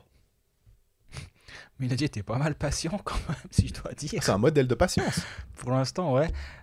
Alors, de ce que je vois actuellement, ça a bien brassé, on l'a tous vu, on en a parlé et reparlé. Mais est-ce que Peter Svoboda est encore là ? Oui. Est-ce que Peter Svoboda a la signature collective A2 actuellement ? Également. Est-ce que sa copine a la signature collective A2 ? Oui aussi. Est-ce qu'il était au concert de Sting ? Absolument. Très bien. Donc, il est toujours là. Son nombre et c'est plus que son nombre, il est toujours là. Son nombre est peut-être moins présent dans le vestiaire, voire plus du tout, ce qui est quand même une sacrée différence. Ah, ouais. Parce qu'au bout du compte, ce qui va définir le succès du brassage qui a eu lieu maintenant, c'est est-ce que sur la glace, le LHC va faire quelque chose ? Parce qu'il peut vendre autant de saucisses qu'il veut pendant les concerts de Sting. Au bout d'un moment, le LHC, ça reste un club de hockey, pas un vendeur de saucisses. Berne, c'est plus un vendeur de saucisses qu'un club de hockey de temps en temps, mais à la base, le LHC, ça doit quand même être un club de hockey. Donc il va falloir du succès sur la glace. Et les choses ont été faites pour qu'il y ait du succès sur la glace actuellement, j'ai l'impression. Ça peut ne pas être immédiat, mais finalement, Finger a pris une décision et a vu que ça allait dans le mur avec Peter Svoboda. Donc, oui, il va être patient maintenant. Il a été patient jusque-là et là, il a pris une décision forte. Il s'est dit, bon, ok, ça va pas, je croyais que ça irait, je me suis trompé, j'ai le droit de me tromper, mais il y a que les imbéciles qui changent pas d'avis. Fine, on prend une autre direction. Est-ce que la direction fous directeur sportif, Ward coach est la bonne? Il y a plutôt intérêt parce que finalement ça devient son deuxième strike, on va dire maintenant, son deuxième lancé avec cette configuration-là. La patience, je pense que oui, je pense qu'elle est toujours là. À mon avis, moi, ce qu'on m'a un peu expliqué de sa personnalité, de sa façon de manager ce club, c'est un peu au plaisir. Il n'est pas là pour gagner de l'argent. De toute façon, faut être un fou furieux pour se dire je vais m'investir dans le hockey suisse puis je vais devenir millionnaire, Ouais, alors je ça... vais gagner du pognon. Ça va pas se passer comme ça. Donc il savait où il mettait les pieds, disons, du moins j'espère et j'ai l'impression. Le seul truc qui m'inquiète, c'est que c'est pas lui qui a fait les audits en amont, puis que c'est plutôt Peter Svoboda qui est quand même un peu un vendeur de rêves à gauche et à droite, et j'espère qu'il n'a pas vendu trop de rêves parce que là Ni de saucisses. ça peut être, mais ça à la limite c'est pas trop grave, c'est un peu le but hein, que le business fonctionne autour de la gastronomie. Berne est un exemple parfait. Ouais. Et ça doit y avoir un vase communicant entre les deux, ça c'est complètement logique et c'est le modèle du Lausanne HC, mais c'est pas les seuls hein. Et du coup j'espère qu'ils ne s'attendent pas à un changement financier rapide, parce que ça ne va pas être le cas, parce que si Lausanne veut se départir de certains contrats, ça va coûter de l'argent encore ces prochaines années. La gestion Svoboda va coûter encore un moment. Ouais. D'ailleurs, est-ce que tu te séparais, est-ce que tu ferais un geste en disant, écoutez, là, cette équipe, elle est construite d'une certaine manière. Allemande, je sais qu'on t'a signé pour 2 ans. Je prends cet exemple à Kennins. Je sais qu'on t'a signé pour beaucoup trop longtemps. Est-ce qu'on va perdre de l'argent, mais est-ce que pour toi, pour nous, c'est pas mieux qu'on se sépare? Ouais, mais on vit quand même dans un monde où il a perdu. Il a perdu. Je sais pas s'il a perdu. Il a toujours un club.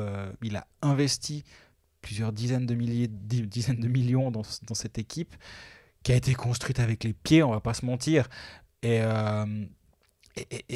est-ce qu'il va vraiment vouloir continuer à investir à fond perdu au bout d'un moment? Je me dis plutôt qu'il va dire bon les gars, au contraire, on réduit la voilure et puis on évite les conneries d'envoyer plein de joueurs aux 4 coins de la ligue et puis payer les 2/3 de la ligue et puis d'avoir finalement 35 joueurs sous contrat chez nous et de faire tout et n'importe quoi. Si tu veux faire un buyout à Kenin, ça va quand même te coûter un peu d'argent hein, et je vois pas le truc honnêtement. En fait, Lausanne se crée lui-même une luxury tax. En fait, c'est vraiment ça. Faut savoir que dans certains championnats, notamment en NBA et puis en MLB, à une époque en MLB, donc en baseball, les New York Yankees avaient tellement de payroll qu'ils payaient pour une immense partie de la ligue. C'est ça, parce que c'est redivisé entre les autres clubs. Il y a un temps, il y avait 40 millions pour une équipe, par exemple, son payroll c'était 40 millions, et les Yankees étaient à 210 millions. Et puis le cap était, je sais plus, entre 80 ou 100. Mais c'était hallucinant. Il y avait 2 équipes qui dépassaient largement, c'était les Boston Red Sox et les Yankees, mais ils en avaient rien à faire, parce que les New York Yankees sont une franchise tellement profitable, rien qu'avec la casquette, avec le NY, ils gagnent tellement de pognon dans le monde entier que ils sont fichés un peu. Pour donner un exemple très concret, Golden State Warriors a 189 millions de payroll sur un cap à 150 millions, puis plus tu dépasses de manière consécutive, plus tu as un repeater tax, et donc ils ont 189 millions de payroll et 170 millions de luxury tax. Donc ça veut dire 360 millions, alors que c'est 150 millions pour d'autres équipes. Ouais. Il n'y a que 10 équipes qui sont en luxury tax, donc il y a 20 équipes qui sont à 150 millions, eux ils sont à 350 millions, juste pour donner un... Exactement, ouais, c'est très bien. Pour expliquer ce que c'est la luxury tax. On revient à Lausanne. Owen Kling, ayant regardé les Puckalistes lundi soir. Très bien Owen, bravo. Nous pouvon voir que Foust est bridé entre guillemets dans ses paroles. Il dit tout le temps la même chose, elle se répète. N'y aurait-il pas encore un problème au LHC? Je me permets de répondre. Toi, t'étais sur le plateau, t'as fait les 2 minutes avec lui. J'ai regardé cette émission, je me suis dit aussi que il est pas encore... il était soulagé, j'avais l'impression de voir quand même un John Foust libéré en partie. Mais en même temps, tu l'as très bien dit, la signature collective, l'ombre, et plus que l'ombre, Pet Svoboda est toujours là. Il est toujours propriétaire minoritaire à 20%. Est-ce que ton rôle en tant que directeur sportif, c'est d'aller flanquer les sarclés à ton patron ou en partie à ton propriétaire? Je pense que non. Il y en a déjà eu. Patrick Depreux, c'est pas gêné aussi pour dire les choses. Comprenne qui pourra. Voilà, pour dire certaines choses. Chris Wolf, pareil. Maintenant, on peut laisser un peu retomber le soufflet. On peut laisser en paix Petr Svoboda. Et je pense que c'est normal que John Foust ne se permette pas des sorties complètement folles à son égard. Ouais, je pense que sa situation elle est assez compliquée parce qu'en gros, il est un peu entre le marteau et l'enclume et il doit un petit peu. C'est de la politique aussi à un moment. Mais c'est justement ce qui rend la situation. C'était pas la catastrophe il y a 3 semaines, puis maintenant c'est le ciel bleu. Non, par contre, c'est un peu moins la catastrophe. On va dans la bonne direction, les choses se mettent en place. J'ai l'impression, en tout cas, je peux me tromper. Hein. Mais j'ai la même impression. Les choses se mettent en place correctement, mais il y a toujours, des frictions qui peuvent avoir lieu. C'est une question d'orgueil au bout d'un moment aussi. Et je pense que l'orgueil de Petr Svoboda en a pris un sacré coup ces derniers temps. Et est-ce qu'il va être capable de faire le point dans sa poche puis de se dire, bon, pour le bien de l'organisation dans laquelle j'ai des billes, actuellement, si le club va bien, lui, il va en retirer quelque chose. Déjà, un salaire, ce qui n'est pas rien. Un salaire de sa copine qui est dans l'organisation en tant que conseillère légale, quelque chose comme ça. Donc, forcément, d'être là, c'est financièrement intéressant, donc très bien. Et si le club va bien, derrière, il pourra peut-être revendre ses parts un peu plus cher. Donc, il a tout intérêt à ce que l'organisation fonctionne bien. Absolument. Et s'il est capable de se le dire, de se dire, bon, ok, j'ai voulu faire le cow-boy et arriver dans le hockey suisse en voulant arriver dans les brancards. On l'a dit plusieurs fois. On comprenait son idée de se dire, ouais, mais dans le hockey suisse, on fait toujours comme ça. Moi, je veux faire autrement. Eh ben, va essayer. Voilà, t'as vu, c'est bon. Maintenant, on arrête. On revient un peu à... Malheureusement, on est en Suisse. Puis en Suisse, il faut un moment... C'est pas un fromage, t'as voulu mettre du caviar, ça passe pas. Exactement. Donc, ma foi, c'est comme ça. S'il est capable de mettre son orgueil dans la poche et de faire le point avec l'orgueil et le point dans la poche, il fait une grande poche, mais je crois que Lausanne, les poches, elles sont grandes. Donc ça, c'est bon. Ça peut fonctionner. Et donc, du coup, John Foust aura une plus grande liberté à terme. Mais là, c'est quand même encore un peu frais, j'ai l'impression. Mais j'ai le même sentiment. J'ai point sur Twitter qui demande... alors, un bon run en playoff, on en a parlé. Est-ce que le LHC peut faire un bon run en play? Faudrait-il garder une licence étrangère pour un gardien malgré le duo Stefan Pounenovs, qui sur le papier devrait tenir la baraque? Forcément que Lausanne n'a plus que 2 licences, mine de rien, à utiliser avec parcimonie et intelligence. Ça me semble effectivement être une option complètement envisageable que je n'aurais pas imaginé au début de saison. Hein. Mais vu la situation actuelle de se pencher sur un gardien étranger, on va dire peut-être plus autour du mois de janvier-février que maintenant. À voir aussi si, après, ça peut être les circonstances qui font que Pounenovs, là aussi, on l'a dit, mais on l'a répété, simplement parce que on regarde le championnat, en fait, on le suit. Il n'y a même pas besoin de l'abonnement Premium Elite Prospect. Hein. Non. Tu peux même avoir l'abonnement de base. On voit qu'il joue pas des saisons complètes depuis longtemps et qu'il est plutôt fragile. Donc voilà, c'est possible que Pounenovs, ça a déjà eu lieu cette saison, ça peut revenir un problème. Il est out si Stéphane est pas bien dans sa tête. Lausanne peut vraiment... ou dans ses jambes. Ça peut casser une dynamique, quoi.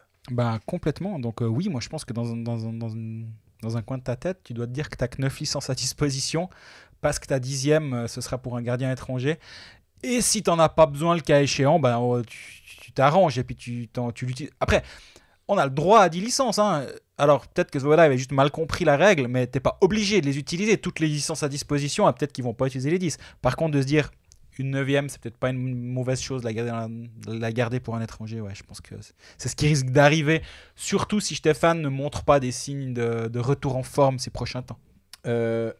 Manuel Gremion, beaucoup de questions au sujet de Lausanne, mais je prends celle-ci d'abord. Fus pourra-t-il se débarrasser de quel contrat encombrant si les joueurs concernés ne performent pas ces prochains mois et surtout comment y parvenir? On l'a un petit peu évoqué, c'est ce que je te disais avant. Est-ce que certains contrats, mais il y a des moments, même en reniant beaucoup, même si l'autre club veut bien, autant à Baumgartner, c'est plus facile à refourguer, pardon du terme, mais parce qu'il est jeune, parce qu'il a du potentiel. Je reprends l'exemple d'Almond et de Kennins. Je pense que c'est plus difficile et que si certaines équipes sont intéressées, éventuellement, parce que tu peux toujours avoir l'envie et l'ambition de relancer un joueur qui est pas dans une bonne passe et de le mettre dans une nouvelle chaise, ça peut aller. Pour Kennins, c'est vraiment difficile. Hein. Oui, et puis on en revient toujours à la même chose. À combien? Et admettons, et je pense que c'est plus, mais pour l'exemple, Kennins est sous contrat jusqu'en 2026. admettons à 500 000, je pense qu'il est un poil au-dessus. Mais peu importe. Le demi-million, je crois que c'est un petit peu... c'est le benchmark. Ouais, je crois qu'on y est assez vite. Combien donne un autre club pour ce joueur actuellement pour le tirer de Lausanne, on va dire 16 matchs, 2 points, une impression pas bonne, une implication franchement un peu un jour sur deux, tu te demandes pourquoi il est là. Tu dis dilettante, toi? On peut clairement dire ça, un diletton. Il est trop fort. Puis après, il dit non, c'est pas moi qui fais les blagues sur Genève Servette. Si jamais. Il sort du diletton. Combien tu mets? Qui est d'accord de reprendre ce contrat et à quel prix et combien ça te coûte? Et est-ce qu'au bout d'un moment, t'as pas meilleur temps de dire bon, de toute façon, les coûts, on va perdre de l'argent avec ce joueur, donc gardons-le, au moins on a le joueur et puis on verra ce qui se passe. Mais il va falloir être créatif, ça c'est une évidence, mais là c'est une belle dose de créativité. On disait de la magie, hein. À un moment t'es pas un magicien, tu peux pas faire disparaître les contrats comme ça. Mais après, il faut aussi voir l'histoire dans l'autre sens. Et je crois qu'on l'a dit la semaine passée, désolé si on se répète, mais tout le monde nous écoute pas chaque semaine, c'est votre droit. Il y a des joueurs qui ont le droit d'être meilleurs sous un nouveau coaching staff. Il y a des joueurs qui ont le droit de progresser. Est-ce qu'ils seront toujours trop payés par rapport à la valeur du marché? Probablement. Est-ce que le propriétaire en a rien à faire? Peut-être. Et du coup, si c'est le cas, encore une fois, il n'y a pas de luxury tax, il n'y a pas besoin d'avoir un management de ses masses salariales qui est irréprochable et tu as le droit de faire des erreurs si ton propriétaire accepte que tu aies fait des erreurs. Mais si un Ronald Skennins se réveille et marque un demi-point par match qu'en fin de saison, contrairement à maintenant, ça serait déjà pas mal, bah tu te dis, ok, il est toujours trop cher, mais il nous a fait gagner les matchs. Et on l'a dit la semaine passée, je me rappelle. Mais voilà, donc là, faut pas réfléchir dans le monde d'avant, entre guillemets, le monde d'avant la pause équipe nationale, où il y avait beaucoup de joueurs, où on voyait qu'il y avait un potentiel sur le papier. Faut arrêter, cette équipe, elle a de quoi faire, d'avoir du succès. Même si elle n'est pas construite idéalement, il y a quand même du potentiel. Et il y a de bons joueurs. Il y a de bons joueurs qui peuvent performer et faire mieux sous un nouveau coaching staff. Et auquel cas, leurs contrats auront l'air un petit peu moins mauvais. Et peut-être même aussi, tu pourras dire, ben voilà, Michael Hugli, il a fait un mauvais début de saison, mais là, on l'a relancé. Donc, il peut reprendre une place plus haut dans l'alignement. Mais par contre, on peut peut-être refourguer un autre joueur qui lui aussi est meilleur et donc qui va regagner un peu de valeur et donc ça va être plus facile.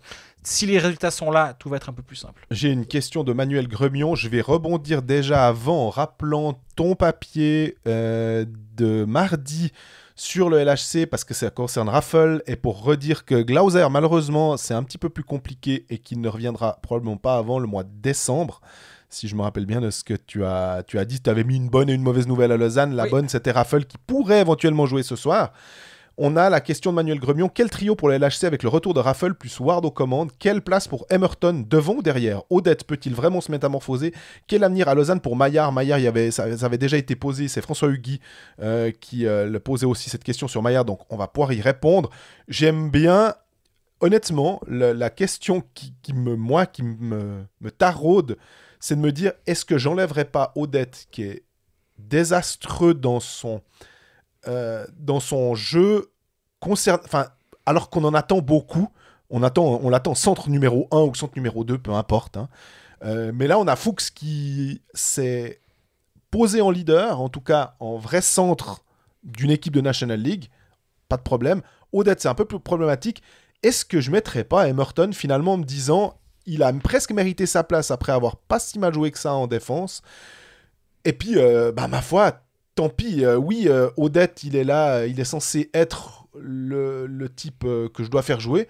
Mais en même temps, s'il ne le mérite pas sur la glace, tant pis. Je suis Geoff Ward, je fais comme je veux et je prends les joueurs qui méritent, quoi. Oui, j'entends. Mais là, du coup, je me referai la réflexion comme avant. Repartons à zéro. En fait, Odette, il a été engagé pour jouer tel rôle.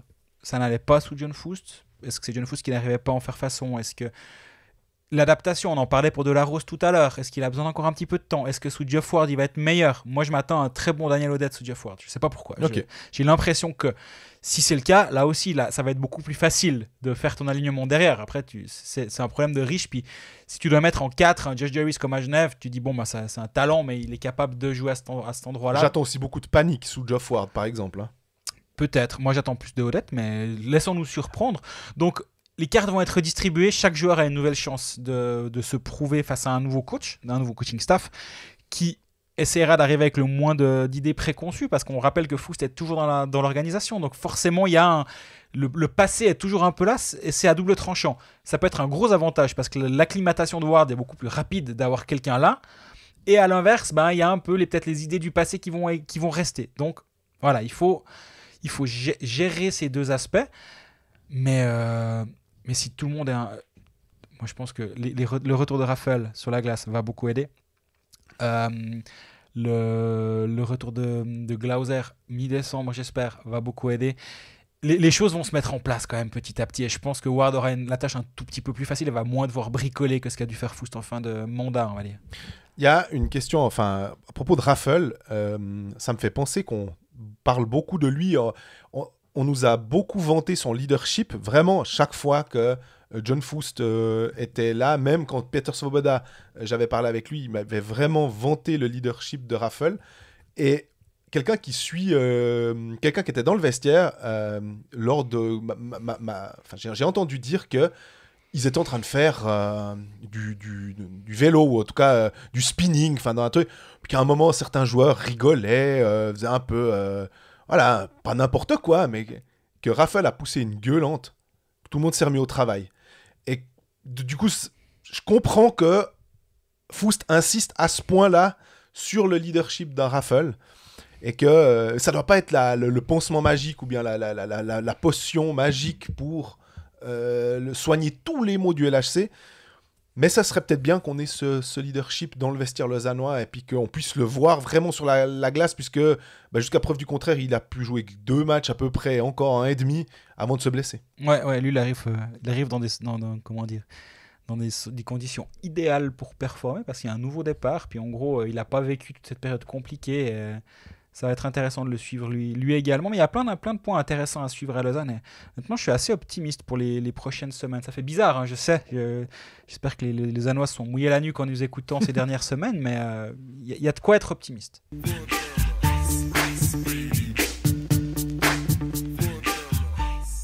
On termine ce tour d'horizon avec quelques questions sur Ajoie ou sur le forum d'Ajoie. Je vous dis déjà, on n'arrivera clairement pas à régler toutes les questions. Il y en a vraiment, vraiment beaucoup. On essaiera de les passer la semaine prochaine. Là, on s'est concentré sur les clubs romans. Exactement. Les questions sur les clubs, mais parce qu'il y a des questions génériques. On n'oublie pas les autres. Non, mais elles sont super intéressantes. Il y a des questions sur les agents, il y a des questions sur quel est le meilleur GM de la Ligue selon nous. Enfin, j'ai des questions que j'ai adorées. Quel est votre joueur ultime? Qu'une question de Quentin qui nous a posé vitesse, tir du poignet, technique. C'est vraiment super, mais là, on se concentre sur Ajoie. Question de Tom. Hello, quel est le bilan actuel que l'on peut tirer sur le système de jeu, entre parenthèses relativement passif en zone neutre, du HC Ajoie adopté sous Péchan? Moi, j'ai l'impression que si les résultats ne suivent pas, la place au classement ne suit pas forcément, mais en même temps, est-ce qu'on est vraiment surpris? Est-ce qu'on se disait qu'un coach allait tout changer, allait pouvoir faire, je reprends les métaphores de Greg, allait pouvoir transformer une 2 chevaux en Ferrari, ou en tout cas allait pouvoir faire de cette équipe une équipe capable de viser les pré-playoffs?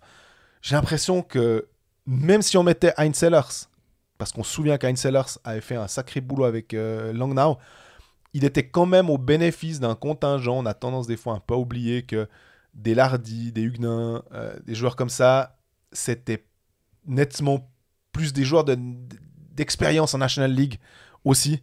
Des Leguer, qui avaient un poil plus de bouteilles qu'Ajoie, qui doit encore... c'est bien, c'est super d'avoir Thierry, c'est super d'être allé chercher un Valentin Pilet, c'est super d'avoir un TJ Brennan, mais on n'est pas encore à ce système de jeu là, et que c'est déjà pas mal de ce qui... J'ai l'impression qu'ils ont des chances de gagner, en tout cas de ne pas perdre tous les soirs. Pour répondre à cette question, je me suis aussi penché sur les statistiques du HC Ajoie. Et l'année passée, ce qui était vraiment flagrant, c'est que Ajoie avait peu de expected goals for à 5 contre 5. Et c'était selon 49ing, donc le provider de statistiques de la Ligue, la saison dernière à 5 contre 5, 26% des buts, des chances de but quand des matchs du HC Ajoie étaient en faveur du HC Ajoie. Ça veut dire que 3/4 des chances de but étaient contre le HC Ajoie. Ouais. Ce qui est désastreux. Et pour qu'il y ait une parité dans la ligue, on va dire, il faut qu'il y ait, selon les différentes lecture que j'ai, que personne soit en dessous de 40%. Un ratio de 60-40, ben ouais, tu te fais dominer, mais bon, ok. Et là, ce qui se passe, ben, Ajoa est monté à 39-56 depuis 26. Donc, il y a déjà une vraie progression à 5 contre 5. Ils sont moins dominés. Ils sont exactement avec Cloughton, qui a également 39 et des brouettes. Et après, il y a Langnau qui est à 41. C'est vraiment le gruppetto de la ligue. Après, c'est hyper intéressant, ça. Après, c'est à 48. Et après, c'est entre 48 et 56. Lausanne est à combien, juste pour avoir Lausanne est à 50%. Ok. Et donc, oui, le HC Ajoa a clairement progressé dans la manière de jouer à 5 contre 5 et de ne pas être dominé à 5 contre 5. Se crée plus d'occasions à 5 contre 5. Ils sont à 1,82. But escompté par 60 minutes de jeu contre 1,47 la saison dernière. Donc c'est mieux. En but en expected goals against, donc contre eux, c'est assez semblable. Ok, donc, j'aurais pensé que ça avait beaucoup bougé alors, tu vois. Et donc, c'est là où ça a pas mal monté. C'est qu'à 55 offensivement, ils produisent un tout petit peu plus, ce qui, au bout du compte, fait quand même que de 26%, ils sont montés à 40% de chances de but. Donc, il y a une progression. Maintenant, comme tu l'as dit avant, sans citer non plus Laurent Sierra dans une interview mythique qui dit « Dauphin, t'en fais pas des requins ». Interview incroyable, vous tapez Dauphin, requin dans YouTube, c'est un moment incroyable. Il y a un mieux. Par contre, faudrait voir la tendance sur les 5 derniers matchs. Est-ce qu'il n'y a pas un petit peu aussi une lassitude de la défaite qui est en train de s'installer, etc. La pause a sûrement fait du bien. Mais je vois un mieux quand même à 5 contre 5 dans cette équipe de HC Ajoa. Ouais, on l'a vu être capable de performer contre Zurich. Et puis, c'est pas le Zurich qui vient avec le côté un peu arrogant. C'est vraiment le terme qu'on utilise. J'ai l'impression que c'est arrogant zurichois, c'est un peu le truc. Mais cette arrogance que pouvaient avoir tous les clubs en débarquant à Porrentruy. Mm-hmm. Et que finalement, Ajoa leur fait payer plus facilement, pas une arrogance, mais un moment où ils seront un peu plus laxistes. C'est plutôt un laxisme de certains clubs en arrivant, et j'ai l'impression qu'ils les prennent plus au sérieux. Oui. Aussi. Et il y a cette friction, on en a parlé la semaine passée, entre De Vos et Péchan, avec un coach qui assoit son autorité en disant que c'est lui qui décide. J'ai beaucoup aimé, alors je la connaissais pas, mais j'ai adoré ton anecdote sur Kovalev. Et je me suis posé aussi la question quand tu as dit, est-ce que un De Vos, des fois, qui aime beaucoup avoir le puck sur la palette, qui aime beaucoup jouer, est-ce que finalement, plutôt que de l'envoyer aller dire vas-y, va 5 minutes, Péchan n'a peut-être pas trouvé ça pour lui dire écoute, on aimerait que tu joues un jeu différent pour que tu nous sois plus utile, parce qu'on sait quelle est ta valeur. De nouveau, c'est pas une question de dire je veux montrer simplement ma puissance en tant que coach, en tant que dirigeant, c'est de dire tu peux faire beaucoup mieux parce que tu seras plus frais pour... Ouais, absolument. J'ai encore regardé en vitesse, en expected goals against, ça a bien baissé. J'ai regardé la mauvaise ligne tout à l'heure, mais ça a bien baissé également. Donc il y a un tout petit peu plus en attaque, il y a un peu moins en défense, puis au bout du compte, ça équilibre un petit peu, enfin ça rend Ajoa plus compétitif, et finalement c'est un peu les deux facteurs mis bout à bout. The Birdieman, Ajoa a-t-il les moyens de se relever? Alors est-ce que Ajoa a trébuché? C'est la question qu'on peut se poser aussi. Finalement, j'ai l'impression que Ajoa est là où il est. Ouais, j'ai dit avant. On disait pas avant la saison que s'il gagnait un match sur 3, c'était déjà pas mal. Mm-hmm. Et donc ça veut dire quoi? Ça fait 17 victoires, 51 points, un truc du genre. Ça c'est déjà vachement bien. Hein. 1 sur 3, c'est ça. Et là, ils ont 5 victoires en 21 matchs, donc ils sont un peu en dessous. Ouais. Mais il y a 3 défaites après prolongation, ils ont 17 points en 21 matchs, donc ils sont pas loin de cette cinquantaine de points. Par contre, là où je suis d'accord en parlant de se relever, et j'entends la question, parce que c'est les 4 dernières défaites, c'est 4 défaites en temps réglementaire, c'est 5-3 contre Davos, c'est 6-3 contre Zurich, c'est 4-2 contre Berne, et c'est 1-0 contre Zug. Mais si on regarde ces 4 défaites, il n'y a pas de say. Il y a un 6-3 contre Zurich, mais encore une fois, on en avait suffisamment parlé la semaine passée, il y a 3-2 pour Zurich à la 30e, donc il y a match, il y a clairement match. Donc... se relever dans le sens, oui, j'entends clairement, parce que s'ils en prennent encore 1, 2 de suite, on va arriver à 6, après tu commences à compter les défaites, tu commences à dire on arrive à 10. C'est après la pause, c'est entre les deux pauses internationales, on va dire, on l'a toujours souligné, ce moment est crucial. Les matchs de novembre, décembre, c'est là que tu peux complètement lâcher prise. Et puis finalement, voilà. Surtout qu'on a vu que Cloton et Langnau sont un peu mieux que ce qu'on pensait. Ouais, absolument. Et que ça, c'est un problème pour Ajoa, plus que de se relever. J'ai l'impression que eux, ils font plutôt leur match. Mais on s'attendait plutôt à avoir Langnau et Cloton aux alentours de ces 17 points, finalement. Ils sont un peu plus hauts. Et d'ailleurs, si on regarde ce week-end, ils n'ont pas de back-to-back. C'est un peu un week-end de Swiss League pour Ajoa, avec un match le vendredi et un match le dimanche. Ça peut les aider également, de ne pas avoir à jouer un back-to-back. Ouais, c'est réception de Rapperswil, déplacement à Genève. Alors ça, c'est pas une sinécure, on est bien d'accord. Mais sur l'une des deux, il faudrait réussir à voler un de ces deux matchs pour stopper cette spirale. Et dans le sens où se relever, oui, dans le jeu, ils sont pas loin, mais au bout d'un moment, il faut quand même gagner les matchs. On prend une dernière question qui émane du forum d'Ajoa. C'est Floops qui pose cette question. Elle est plus générique et elle recoupe un peu une masse importante de questions autour de la Swiss League et de la Liga 14, etc. On parle beaucoup de l'avenir des ligues professionnelles et de la survie hypothétique de la Swiss League. Serait-il vraiment envisageable de ne vivre qu'avec une seule ligue professionnelle ? Faudrait-il augmenter encore le nombre d'équipes en National League et commencer les playoffs en 8e de finale ? Et si finalement, quand il y aura 18 équipes, la ligue se sépare à nouveau en 2 niveaux pour retrouver une situation équivalente au début des années 90, ça nettoierait les 2 ligues et elle redeviendra attractive.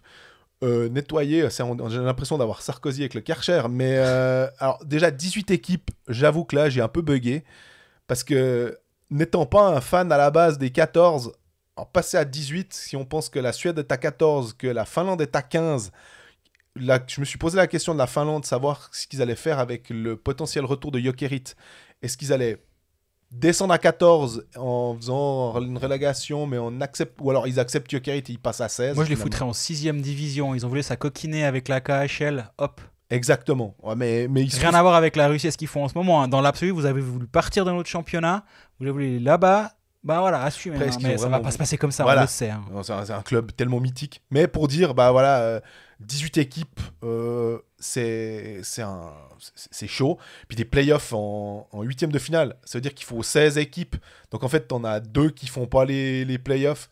On critique déjà beaucoup le championnat de Suisse pour dire, en gros, on joue pendant 8 mois pour éliminer 2 équipes. Ouais. Ça, c'est une des répliques assez régulières de Plouf sur Twitter, et je le rejoins complètement d'ailleurs sur ce point-là. On ne peut pas se permettre d'avoir 18 équipes et puis tout faire participer tout le monde, puis c'est juste une sorte de grand tour de classement. Ça j'y crois pas du tout. L'augmentation à 14, on l'a suffisamment évoqué ici. Moi, j'y étais totalement favorable et je suis très content de la manière dont ça se passe. Donc, pour moi, on a trouvé un certain équilibre. Est-ce qu'il faut fermer la ligue ? On va pas en parler trop régulièrement parce que je sais qu'on rabâche ça. Pour moi, on peut la fermer, et puis ça veut pas dire qu'on doit rester là. Et puis si quelqu'un peut monter à 15, la Finlande ils sont 15. J'ai l'impression que le championnat finlandais va très bien, ou j'ai pas de mauvais échos. Ils ont beaucoup plus de licenciés, hein. C'est vraiment aussi ça mais si quelqu'un mérite sa place en haut, tu lui donnes sa place. Mais si personne ne mérite, tu restes à 14, et puis voilà. Puis si quelqu'un a plus sa place en haut parce qu'il remplit plus les conditions d'admission financière ou que sais-je, là tu peux imaginer faire une rocade. Mais c'est vrai que c'est dur pour des équipes, on parle toujours des mêmes, mais Holton et Viège notamment, de leur dire à ces 2 équipes, vous travaillez en bas, vous avez des infrastructures, davantage Viège encore, mais Holton a aussi rénové son Kleinholz, puis vous allez rester en bas. Ça, je l'entends, que c'est difficile, mais est-ce que vraiment il n'y a pas une hypocrisie autour de la promotion quand même ? Il me semble qu'on l'a déjà dit aussi. Mais le problème, pour moi, se situe plus entre la Swiss League et la Mayotte League. Je suis d'accord. Entre ces 2 divisions-là qui sont finalement semi-pro. Mais comme tu le dis, tu fais quoi des Ticino Rockets qui veulent former ? Tu fais quoi avec Bâle qui monte, puis qui finalement se dira mais nous on est bien en Swiss League, c'est notre niveau. Pour l'instant, on veut pas essayer d'aller plus haut. Alors que c'est une vraie ville de hockey, Bâle. Mais oui, et Quark qui pourrait se dire aussi en Swiss League, il n'y a pas de problème. C'est une belle place, c'est un truc... Fonarx à la bande. Ouais, et puis un truc historique. Même à Rosa, finalement, il y a des infrastructures de clubs un peu plus bas. Dans la banlieue zurichoise, on a aussi 2-3 clubs qui peuvent tout à fait... Moi, j'aime bien l'idée d'avoir 2 groupes régionaux à... Admettons, le nombre, on peut discuter, mais je me dis 16 équipes comme ça pourrait le faire. mais il faut des budgets vraiment au cordeau, parce que j'ai un peu peur que certains se disent tout de suite faut qu'on dépense quand même un peu. Puis... Mais c'est sûr que si après tu peux avoir du Martigny, Sierre, Viège dans le même groupe, Chaud de Fonds, qui jouent des matchs entre eux plus régulièrement, pas comme à une époque, hein, où à une époque on avait eu 10 derbys romans, où ils avaient complètement craqué, c'était n'importe quoi. Ouais. Non, pas à ce niveau-là, mais si tu as un peu plus de matchs, un Martigny Sierre, un Martigny Viège, ça va attirer des gens. Les gens, ils vont aller voir des matchs. Ils vont plus aller voir un Viège Martigny qu'un Viège Turgovie. Ouais, ou un Holton Langenthal. Bah d'ailleurs, pour te dire, 1300, un peu moins de 1400 personnes pour Davos Tappara Tampere. On le met le 26 décembre, la patinoire est pleine. Oui. Là, on le met, c'est 8e de finale de la Champions League. C'est des matchs intéressants. C'est un mardi soir. Mais 1400 personnes, et il y avait 3600 personnes en Swiss League pour Holton. Il y avait plus de 2000 personnes à la Chaux-de-Fonds. Il y avait plus de monde dans les patinoires Swiss League. Alors, il y avait 55 personnes à Biasca. Ça, c'est un gros problème. Mais pour dire, je crois que c'est Didier Massy aussi qui disait, le derby valaisan entre Viège et Sierre, il attire du monde, comme d'habitude. Et Holton Langenthal, c'est aussi un derby de la Haute-Argovie, il attire du monde. Ça intéresse les gens dans le coin. Donc ça, c'est... Il y a quelque chose là derrière. Mais je comprends aussi que certains clubs se disent, ouais, bon, ben d'accord, mais pour un Holton Langenthal, combien de Holton Turgovie, de Holton Ticino? D'ailleurs, Didier Massy, qui était arbitre de ce Ticino Turgau devant 55 personnes, il disait la veille au Pécalis, parce qu'il était sur le plateau, qu'il y aurait 50 personnes. Donc c'est quelqu'un de très négatif. Il y avait bien plus, vu qu'il y avait 55 personnes. Je ne sais pas combien il y avait de joueurs blessés dans les deux équipes qui étaient quand même là, parce que ça peut vite faire quelques personnes en plus dans la patinoire. Hein.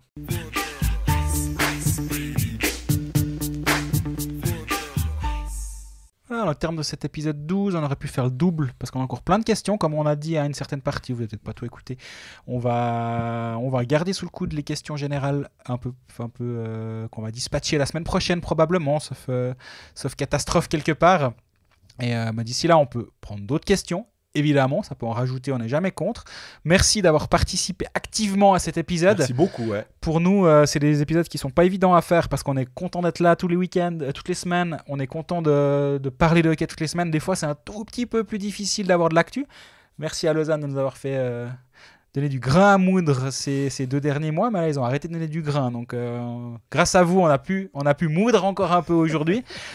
La semaine prochaine, on reprendra le cours de l'actualité, on verra les débuts de Jeff Ward à Lausanne, on verra si Fribourg continue de nous faire du 8 mai, etc. Söderholm, le nouveau coach de Berne. Est-ce que Genève est capable de perdre une fois un match? On verra, on ne sait pas. Bref, il y a plein de choses à raconter la semaine prochaine, on se réjouit d'être là pour le faire. Et d'ici là, n'hésitez pas à vous abonner sur Spotify, YouTube, SoundCloud, etc. Et à nous poser toutes vos questions, nous suivre sur les réseaux sociaux, Twitter, Facebook, Instagram.